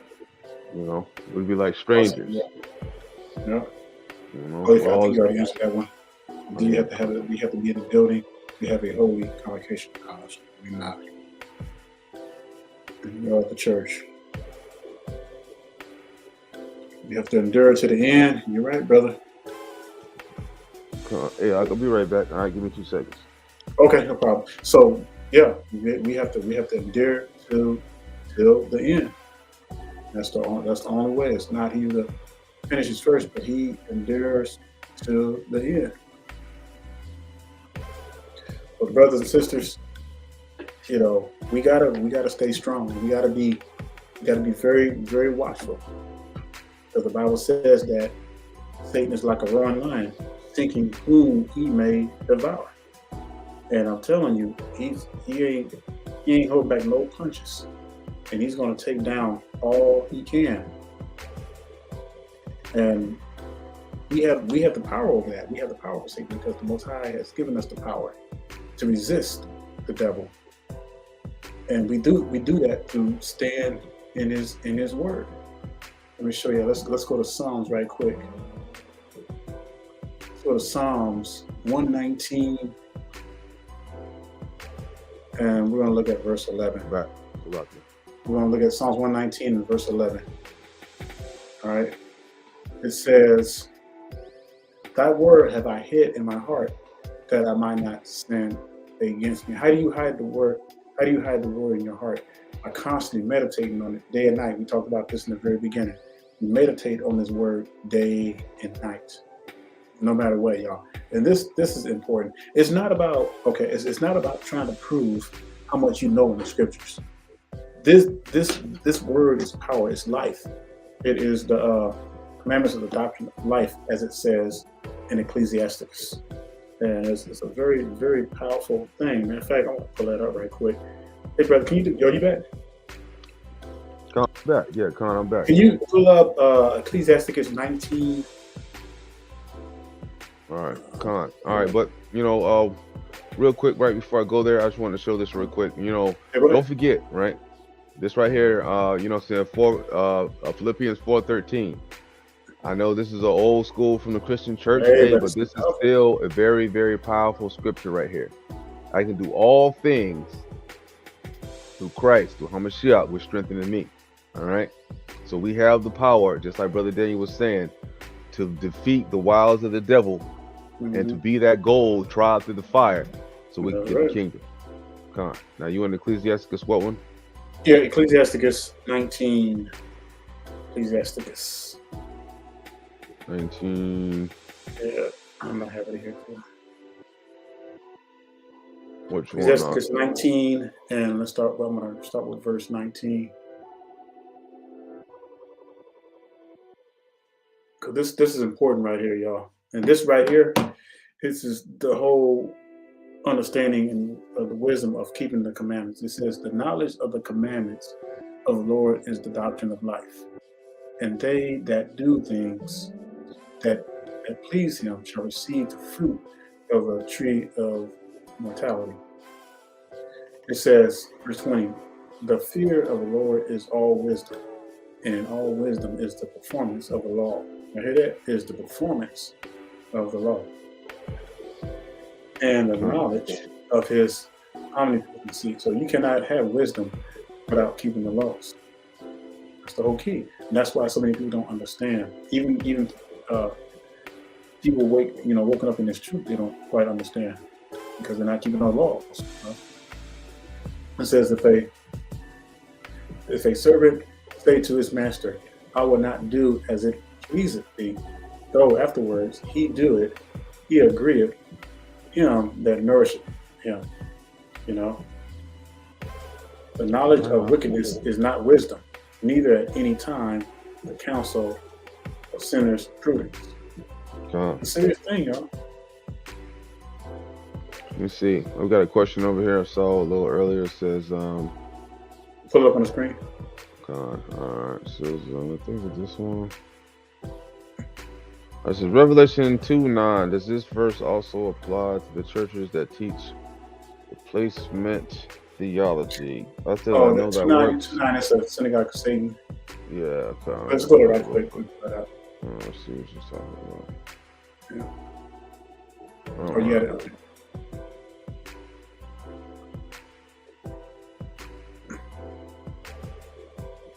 All right.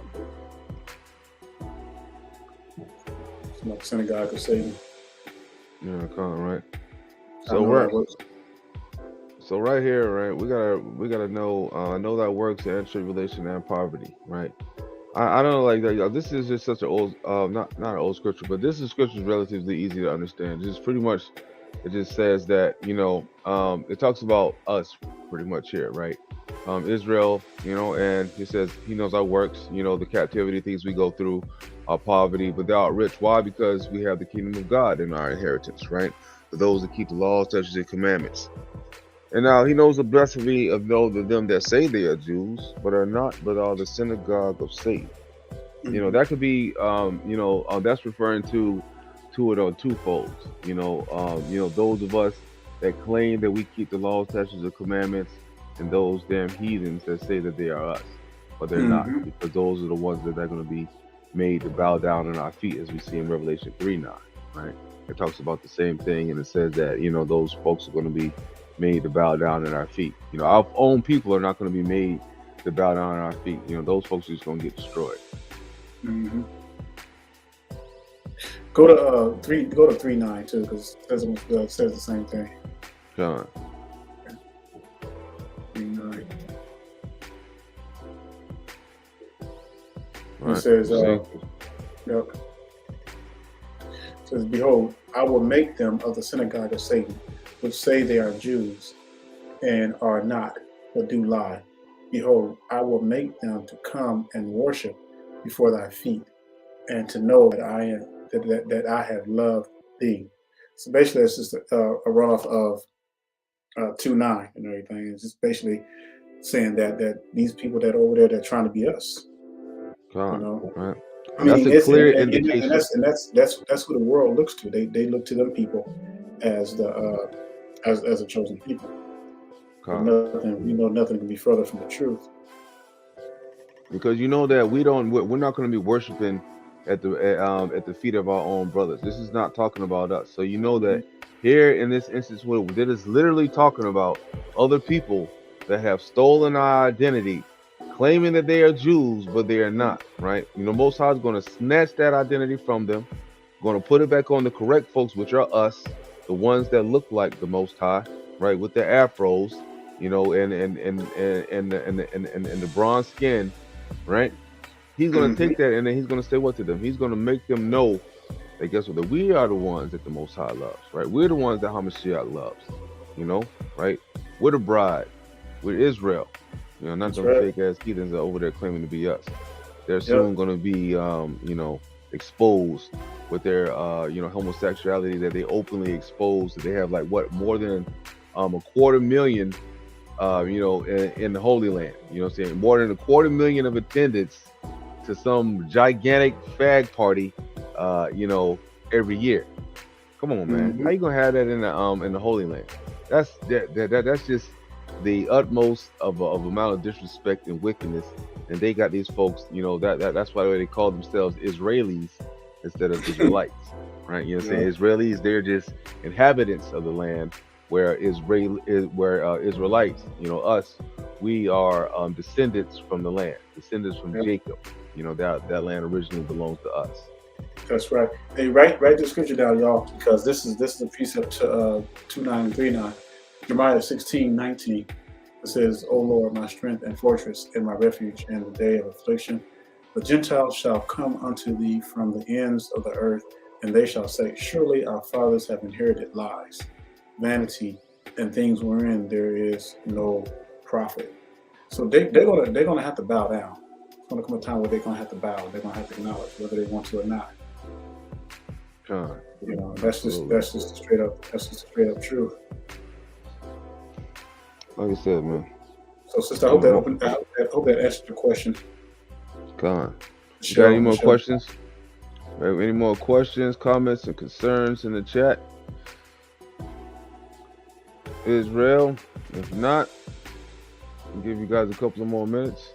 And if not, brother Daniel, do you have anything else you wanted to? Yeah. No, we're gonna shop. We're gonna finish it off here, and we're gonna let y'all enjoy the rest of your Shabbat. But remember, just go back over the lesson. Go back over the other previous lessons too, because there's a lot of good information y'all put out. Even I go back over them sometimes because I was like, man, I want to get some scriptures and I want to make sure I'm confirming everything. So I'll go back over some of the previous lessons as well. And again, make sure you bring somebody, invite somebody along and everything, because we want to make sure this is our mission, is to give you the word. The Bible, Hamashiach told Peter, says, "Feed my sheep," and we are commanded to feed the sheep. Most High says, "Feed my sheep." Nothing more, nothing less. We're not here to take your money. We're not here to start a church and then start an organization and then start charging people hundreds of dollars just to do stuff, and then charging you priest fees and deacon fees, and then charging you a 20% tithe like most of these people are doing. It's ridiculous, y'all. Yeah, we don't know none of that wickedness. No. This is here for you, Israel. If you got questions, go ahead and call in. Go ahead and hit us up. We don't mind at all. If you ever hear us saying something that that you don't agree, hey, don't be afraid to call in and to ask your point, so we can go ahead and we can get this thing handled, and we get this stuff on the one accord.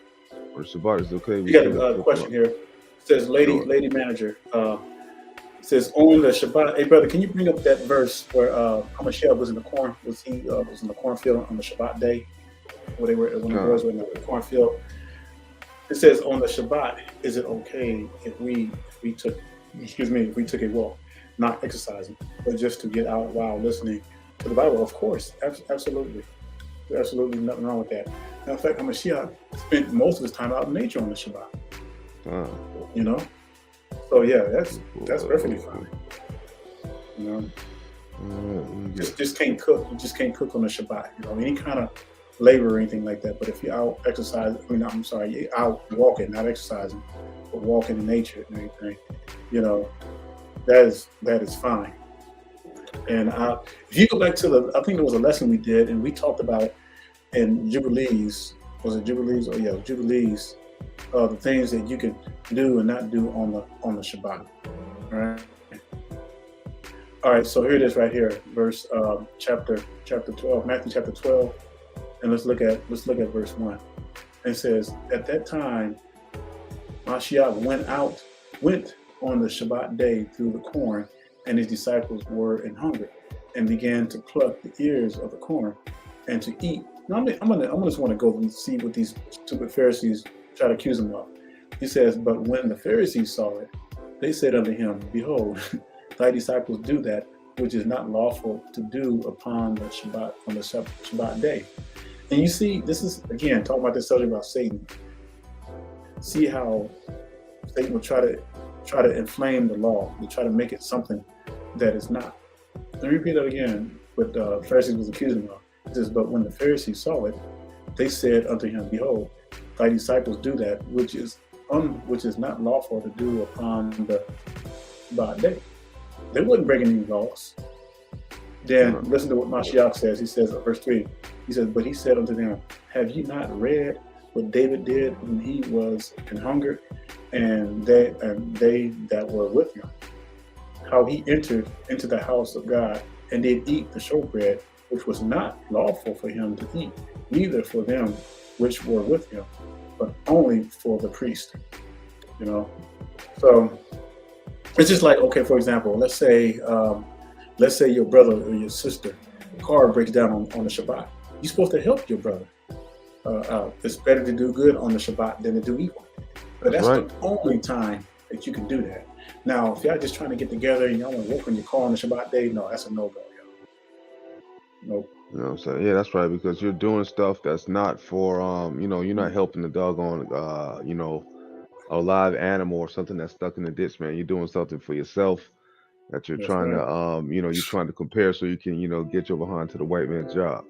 The Lord ain't with that, Sure, if you don't walk through the, as it says that at the time, Yahweh went on the Sabbath day through the corn, and his disciples were hungry, and they began to pluck the ears of the corn. You're saying, see, they are outside the house. Right? You see, they're just wandering through the cornfields that day. So it's okay. Yes, it's okay for you to take a walk on the Shabbat day. Just as long as you're not on a mission trying to get anything done for the world. That's right. That's right. Let me put up Exodus 20 right quick. So I want y'all to see. Wait, Color. The children of Yasharal, do you disagree on what we said? Because we see that you have put something opposing to what we're saying. You know what I'm saying? And like what I want you guys to understand, right? Because I want to let this be an example, right? I want you guys to understand that this right here is what like the Christians would do. They would cherry pick one scripture and think that would mean that you can't go out of the house on this particular day, when we just showed you right here that the one who's the Lord of the Sabbath, he went out of the house and he's in the cornfield on the Sabbath. Right. The reason why, in Exodus, the children of Israel, they weren't allowed to go out of the house on the 7th day is because they were being greedy as hell when the Most High had put manna down, and the Most High commanded them not to come out, not to come out of the house to gather more than they should, but they couldn't listen, and then so the Most High had to kill some folks, and so that was why the rule was placed at that particular time not to come out of the house. This would to save them from Right. their And you own can't lives. apply that rule, and you can't apply that rule to general, current day or any kind of general. There's specific times when things are in place, things that happen. Just like for example, when Israel went to war, they were able to get the spoils of their victims and everything. But not when it was not wartime, they could not do that. You couldn't just go up and do that. So. Wait, But children of people, Yasharel, if you say there are no walks on the Sabbath, right? Because that's a lie. How did they get to the synagogue every Shabbat to listen to Hamashiach teach? That's right. Right? Please don't do that, right? You know what I'm saying? If you have a question, anywhere in the comment section, please don't do any sidebars and asking folks that are unlearned. I'm sorry, brother. Nope. But if you disagree, come on. Go ahead and hit that link, and then come on and state your point. Yep. But if not, please don't give it out any more advice. And if y'all want to email, whatever, you can email. Y'all have both our emails. I'm not gonna do that. But if you got a question, that's fine. If you're trying to teach and everything, we're gonna cut you short because there's only 2 teachers on this channel.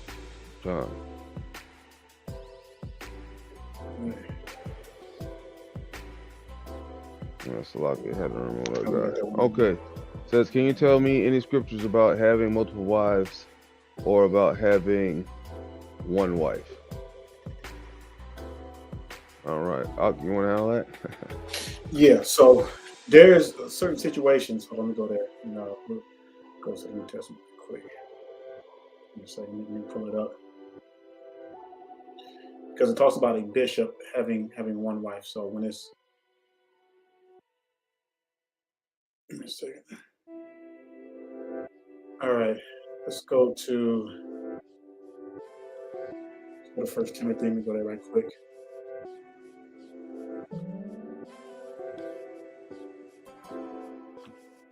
We'll read several. We'll read several ones. Okay, come. You start there. All right, Timothy. Now again, you're gonna have to give out an explanation of why it's you know what I mean, why it is what it is. Now what we're going to, you want me to go to 1 Timothy what? I got it. 1 Timothy. Okay. Yeah. All right, while you go there, I'm gonna go ahead and get Exodus 21. All right. All right. So 1 Timothy 3:1, it says, "This is a true saying, if a man desire the office of a bishop, he desires a good work. A bishop then must be blameless, the husband of one wife, diligent, sober, of good behavior, given to hospitality, apt to teach, not given to wine, nor a striker, nor greedy or filthy lucre, but patient, not a brawler, not covetousness." All right. "One that ruleth well over his house, having his children in subjection with all gravity. For if a man know not how to rule his own house, how shall he take care of the church of God?" All right. So certain cases, yes, you're required to have only one wife. All right. And right. The this reason required being, the house of a bishop. You have to have you only have one wife and everything. In the beginning, it was just Adam and Eve, of course. But after Adam and Eve sinned, but because of the labor and the things that were required, like Abraham, Jacob having several wives, because Jacob had a lot of stuff. He had a lot of property, and so it was okay. There was no law against that. You know what I'm saying? God. Right, and not only that, right, but that's just pretty much the way that the Most High has things set up, because we see that there are more women than men on the earth, right? So as long as you can afford another wife, like it says right here, like in the law, it says, if you take him another wife, which means that a brother can have another wife, her food, her raiment, and her duty of marriage shall not diminish. Right, so it means like if you do decide to take another wife, you can't do lesser for your first wife than you already have. There's some brothers in the faith that are able to handle more than one wife because they have the financial means to do so. But then Yeah, again, you you got some have other brothers. You got brothers some brothers that can't. yeah, you got some brothers who try to get more than one wife. And they can't even pay their light bills. And That's it's crazy. just not expedient for that to happen. No. However, when it says that if you're a bishop in the church, now a bishop will be somebody of a high status, and that you will be basically focusing on 100% of the work of doing the Most High. You don't have time to be dealing with, 2, 3, 4 women, at one time. You're just not going to have the time to do that when your mind should be on keeping that of the Most High. Of course, you would have your wife. You'll have one wife, and one wife should be all that you would need, and all the rest of your time should be going towards that of doing that of the Most High. Doing the works of the Most High. Now, you brothers out there, that don't mean, now the question she's asked, because I kind of know where she's going with the question. That don't mean that every brother that's waking up should go out and get them two wives. See, and I don't know why some brothers try to do that. Like they gotta have a couple of wives and everything. Look, deal with the one you got. You know, Yeah, Con. Because Especially in this time, I'm not just even saying this is expedient for you to do that. we're not even a nation, y'all. But when the Most High comes back and we go into the wilderness, then it'll be the appropriate time because we will be set up, we will be equipped and set up for that. We don't have to worry about that stuff because all the women would be in submission anyway. If not, then we'll just have to say it like it is. They'll be destroyed. So, but I'm talking about as far as now, brothers trying to have two wives. If that's something that you really want, and like brother read in the scriptures, if you can, you have to take care of those women equally. But my thing, no, I wouldn't, advise that, especially for this time. But it's not against the law to have multiple wives as long as it's done according to Torah. That's right. What about if we are Judah? It's not against the law to marry outside of your tribe, especially in these times. Most High would just rather us stay together because you really don't know what tribe you're from. You just know you are a stranger, a sojourner in a land of the heathens right now. You've never been to your homeland, so you're a stranger to the land of Israel, even though you are an Israelite and you do have inheritance to the kingdom, provided you keep the laws, statutes, and commandments. Right, so things of that nature, you really don't need to worry. Only thing you do need to worry about is what the Lord said you don't do, which is marry them damn heathens. Read when you get a chance, just write the scripture down. Read Ezekiel chapter 37. And it talks about how the Most High is going to join the tribes. But right now, we've been scattered to the four corners. Regardless of what the camps tell you, you are this tribe. That don't believe that, man. That's a lie because no one can prove in the scriptures what tribe you're from. We're scattered to the four corners of the earth. Nobody didn't ask you what tribe you was from when they threw your asses on ships. When they threw our forefathers on ships, they didn't. We lost our heritage, we lost our name, we lost our language, and now we're just a bunch of scattered Israelites. Don't even know who the hell we are. That's right. And it's going to be that way until the Most High returns.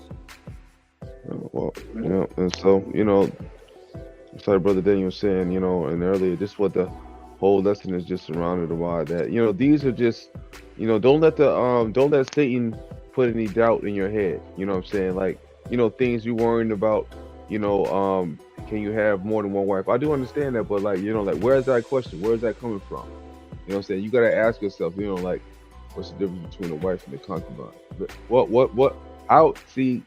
Okay, like, on this channel, that's what we're not going to do, right? You know what I'm saying? Like, how is this going to get you to the kingdom, right? You know what I'm saying? How are these questions are going to get you to the kingdom? You know what I'm saying? We're not in charge of nothing right now. We're in the land of our captivity.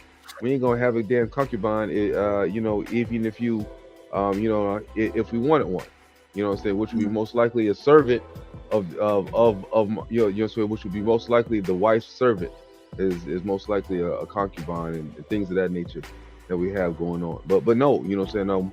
We don't have that right now. You know what I'm saying? In the scriptures, we don't have no servants. We're not in charge. We barely holding on.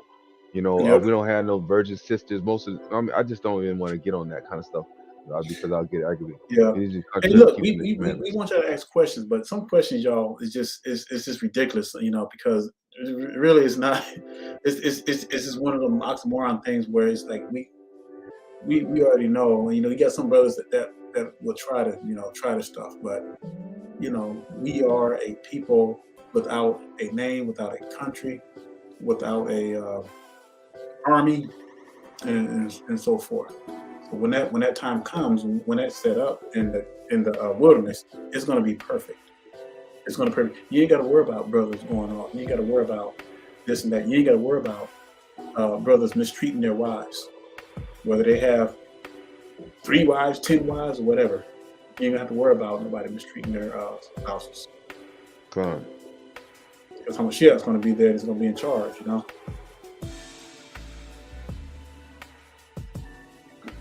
right. Let's see here. What we got on here? And brothers, I normally I love the sisters, but it seems like we're getting questions from our sisters, and brothers, we want you to really have some questions because the sisters are outdoing you guys and asking questions. I'm kind of crazy, but they're asking questions though. But we need some brothers to come in here and like to get some brothers to come on. We need our brothers to stand up. We want our brothers to start being bold as lions. All right. I know we live in this new generation now where, this whole feminist movement thing where the woman is so-called equal with the man and everything. That's the way I want to live it, but that stuff is going to die out real quick. The brothers, we're going to have to start being lions.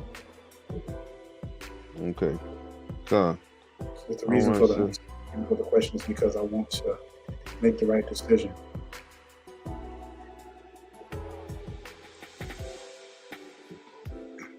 Whatever decision you're making, that's between you and the Most High. But if it's something that's going to cause your soul to lose your soul, then you definitely don't want to do it. All right. It's good if you're married, depending on. I don't know who you are, or if you have any kids or what have you, though. But if you do have kids already, you're not married to your baby's daddy, then you shouldn't get married at all. Period. Yeah. Okay, come on, all praise. Okay. All right. Well, we need to just, sisters, go ahead and pray, and hope, do all you can to be a Proverbs 31 woman. I mean, seriously, a Proverbs 31 woman.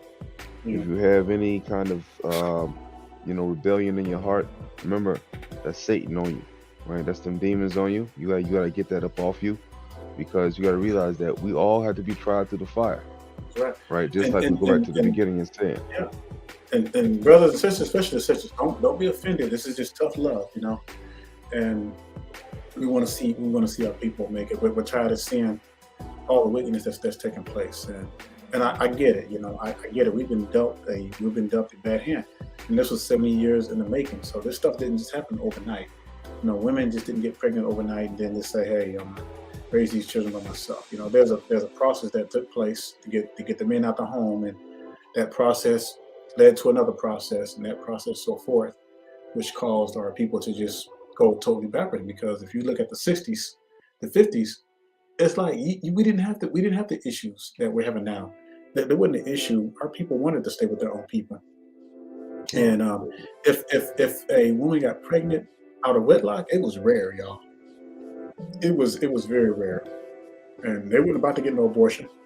They had to have that baby, or the parents would help take care of the baby and everything. But these days are scary, y'all, and I'm really scared for a lot of our women, our brothers too, especially the women. I'm really scared for them because, and I know, and I don't want to get on no soapbox or anything like that. We talked about this time and time. You go back and look at the other lessons stuff, but it's so common to find so many single women who have at least 2 or 3 children by different daddies. That is, how common that is. That's more common than walking out your door and seeing a church on your block somewhere.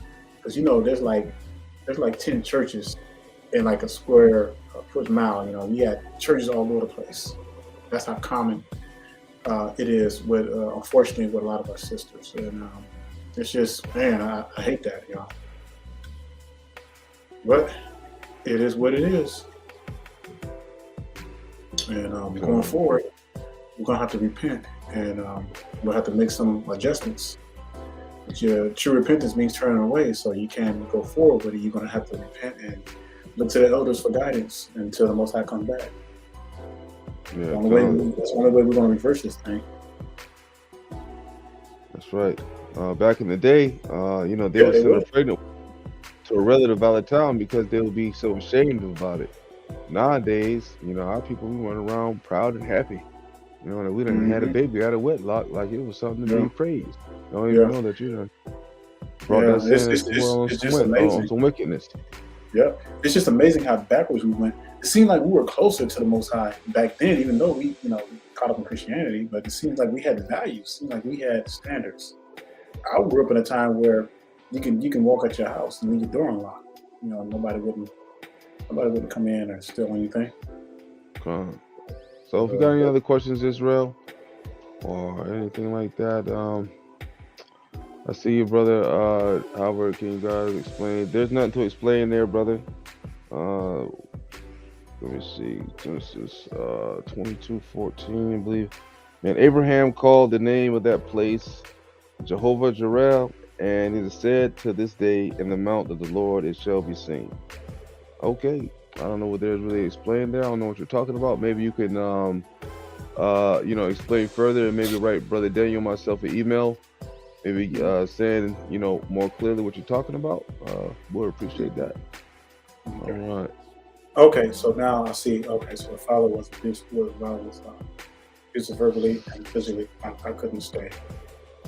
Okay, but you can't marry though. You cannot remarry, especially if you got kids by them. Bible says you can separate. 1 Corinthians chapter 7. You can separate, but you cannot. You cannot divorce them. So. You know, I And, do say this and though, sister. You know, a lot of sisters say that, you know, that the man was abusive and verbally abusive and physically. But in the beginning, how'd you get with this dude? You know, you done had a whole baby by this man, and you saying that this man was abusively, verbally, and physically. Nine times out of 10, when these things happen, when there's a and I'm not justifying any kind of abuse of any time, of any type, but 9 times out of 10, I know that with our folks, you know, with our women, they get rebellious, and I'm not saying that that's any reason for any man to hit any woman or do any kind of abusive situation, but a brother would become upset and irate and abusive toward a woman that's not being submissive. You know, if you have a woman that's bucking up at you and not following your ways and questioning you, doing all kinds of stuff that is outside of being a Proverbs 31 woman, where it says you will do him good all the days of your life, things of that nature can occur, because a lot of our people, we've learned the way of the strong black woman and not that of the submissive wife that the scriptures preach about.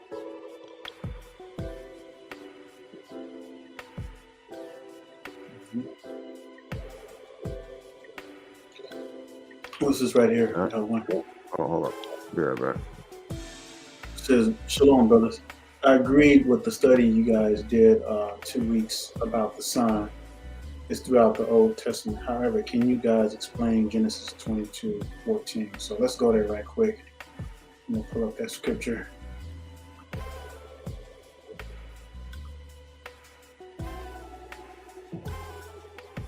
This is 22:14.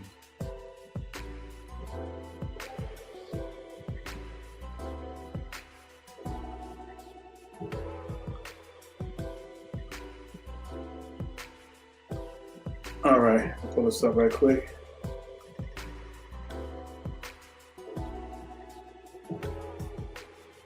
All right. So it says, let me go back right quick. Let me start with verse 13. It says, and Abraham lifted up his eyes and looked, and behold, behind him a ram caught in a thicket by his horns. And Abraham went and took the ram and offered him up for a burnt offering instead of his son. So this is the event where Abraham was told by the Most High to sacrifice his son. Okay, so this is what's going on right now. But right before Abraham does the act, being obedience, then the Most High comes right in and says, "Do not lay a hand on him." All right. So let me go back right quick so you can see. And I'm gonna go back to 22:14 so you can see. All right.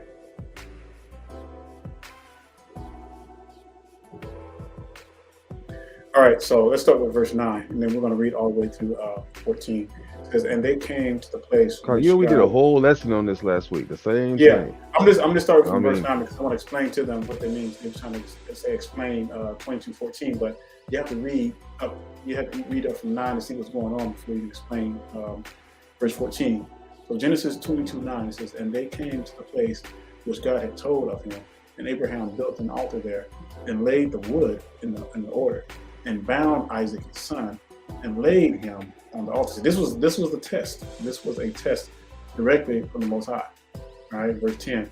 And Abraham stretched forth his hand and took the knife to slay his son. All right, verse 11. And the angel of the Lord called unto him out of heaven and said, Abraham, Abraham. And he said, here I am, here am I. Verse 12. And he said, lay not thine hand upon the lad, neither do thou anything unto him. For now I know that thou fearest God, seeing that thou hast not withheld thy son, thine only son from me.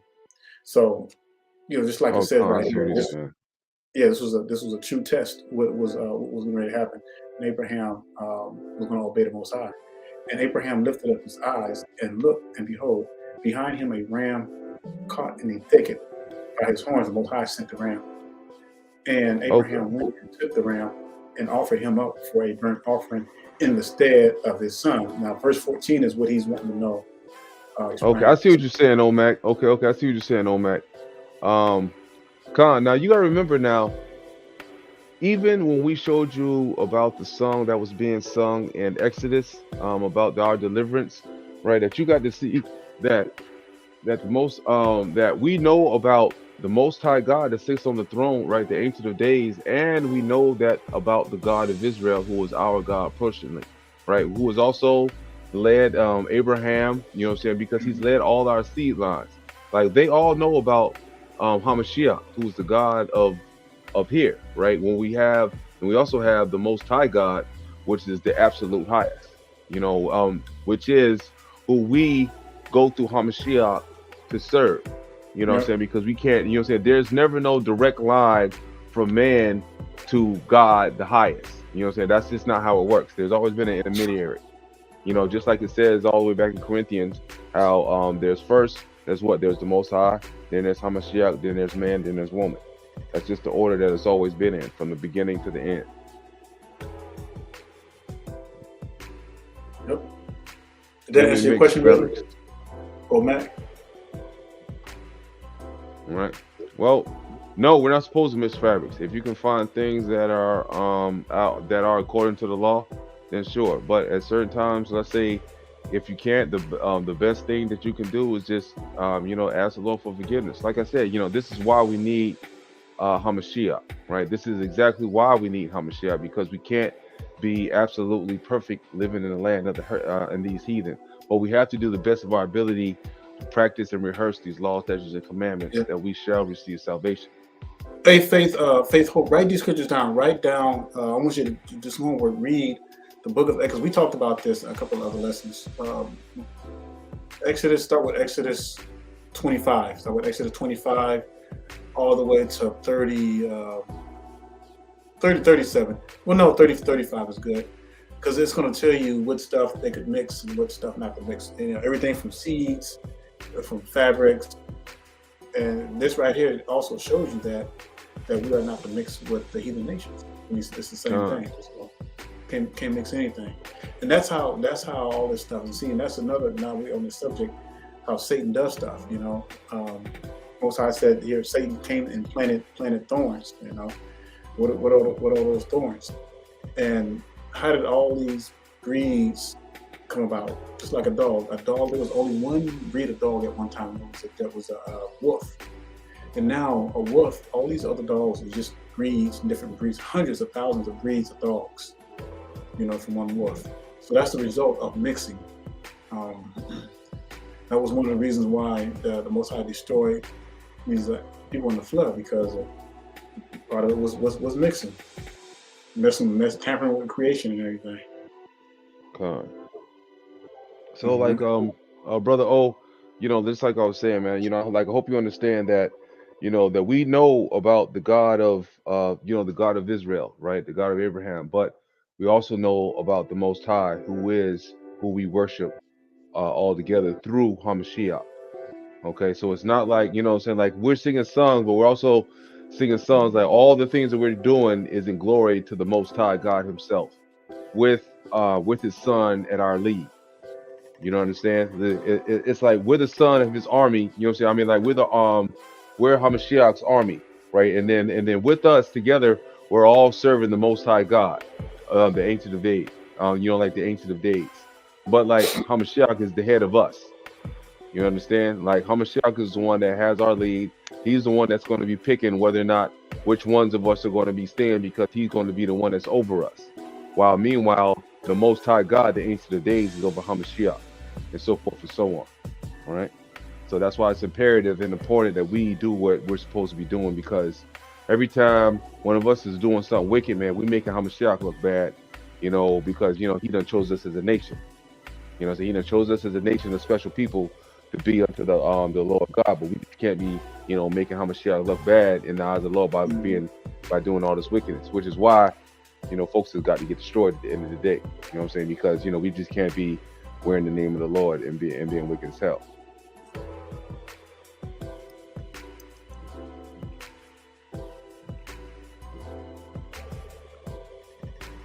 Right. Even if you're a friend of God, like you gotta understand, like this is always talking about, like, yeah, Carmen, that's a good question, right? When it says Abraham was a friend of God, was he referring to Elohim or the Son? It's both, right? Because see, if you are a friend of of Hamashiach, you're gonna be a friend of God. You know why? Because you're That's keeping right. the laws, statutes, and commandments, and you're gonna be looking good in the eyes of the Most High, and then He's gonna want to keep you when it comes time for judgment, and they're gonna make the selection of who's That's right. making it and who ain't.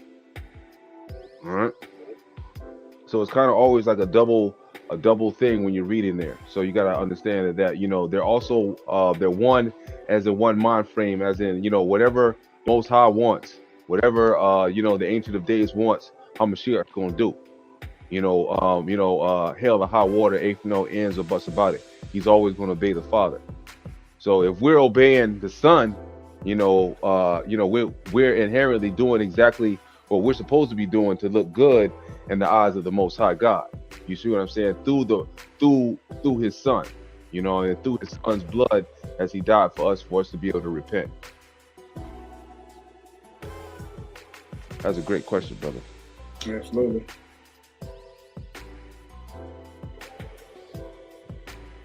Let me see. Any more questions? Yeah, I'm looking now. Let me see.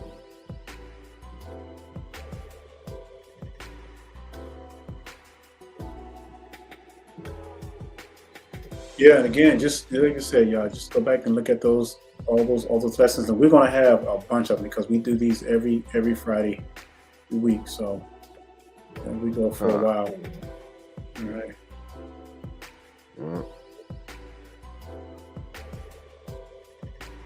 So, brothers and sisters, we pray that you enjoy the rest of your Shabbat,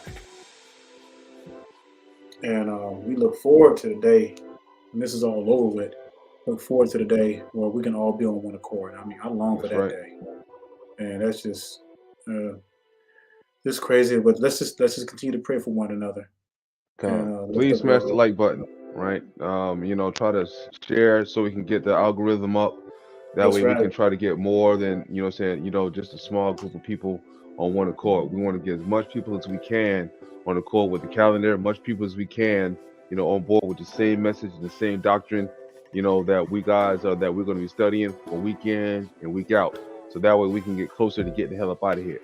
I don't know about y'all, but I'm tired of wearing the heathen last name. I'm tired of not being our own land. Man. Right? And working for these people. That's right. That's right. Yeah. But hey, y'all, we'll say Shabbat Shalom, and we look forward to seeing you soon. Shabbat Shalom. Stay strong. Shabbat Shalom, Israel. Shabbat Shalom.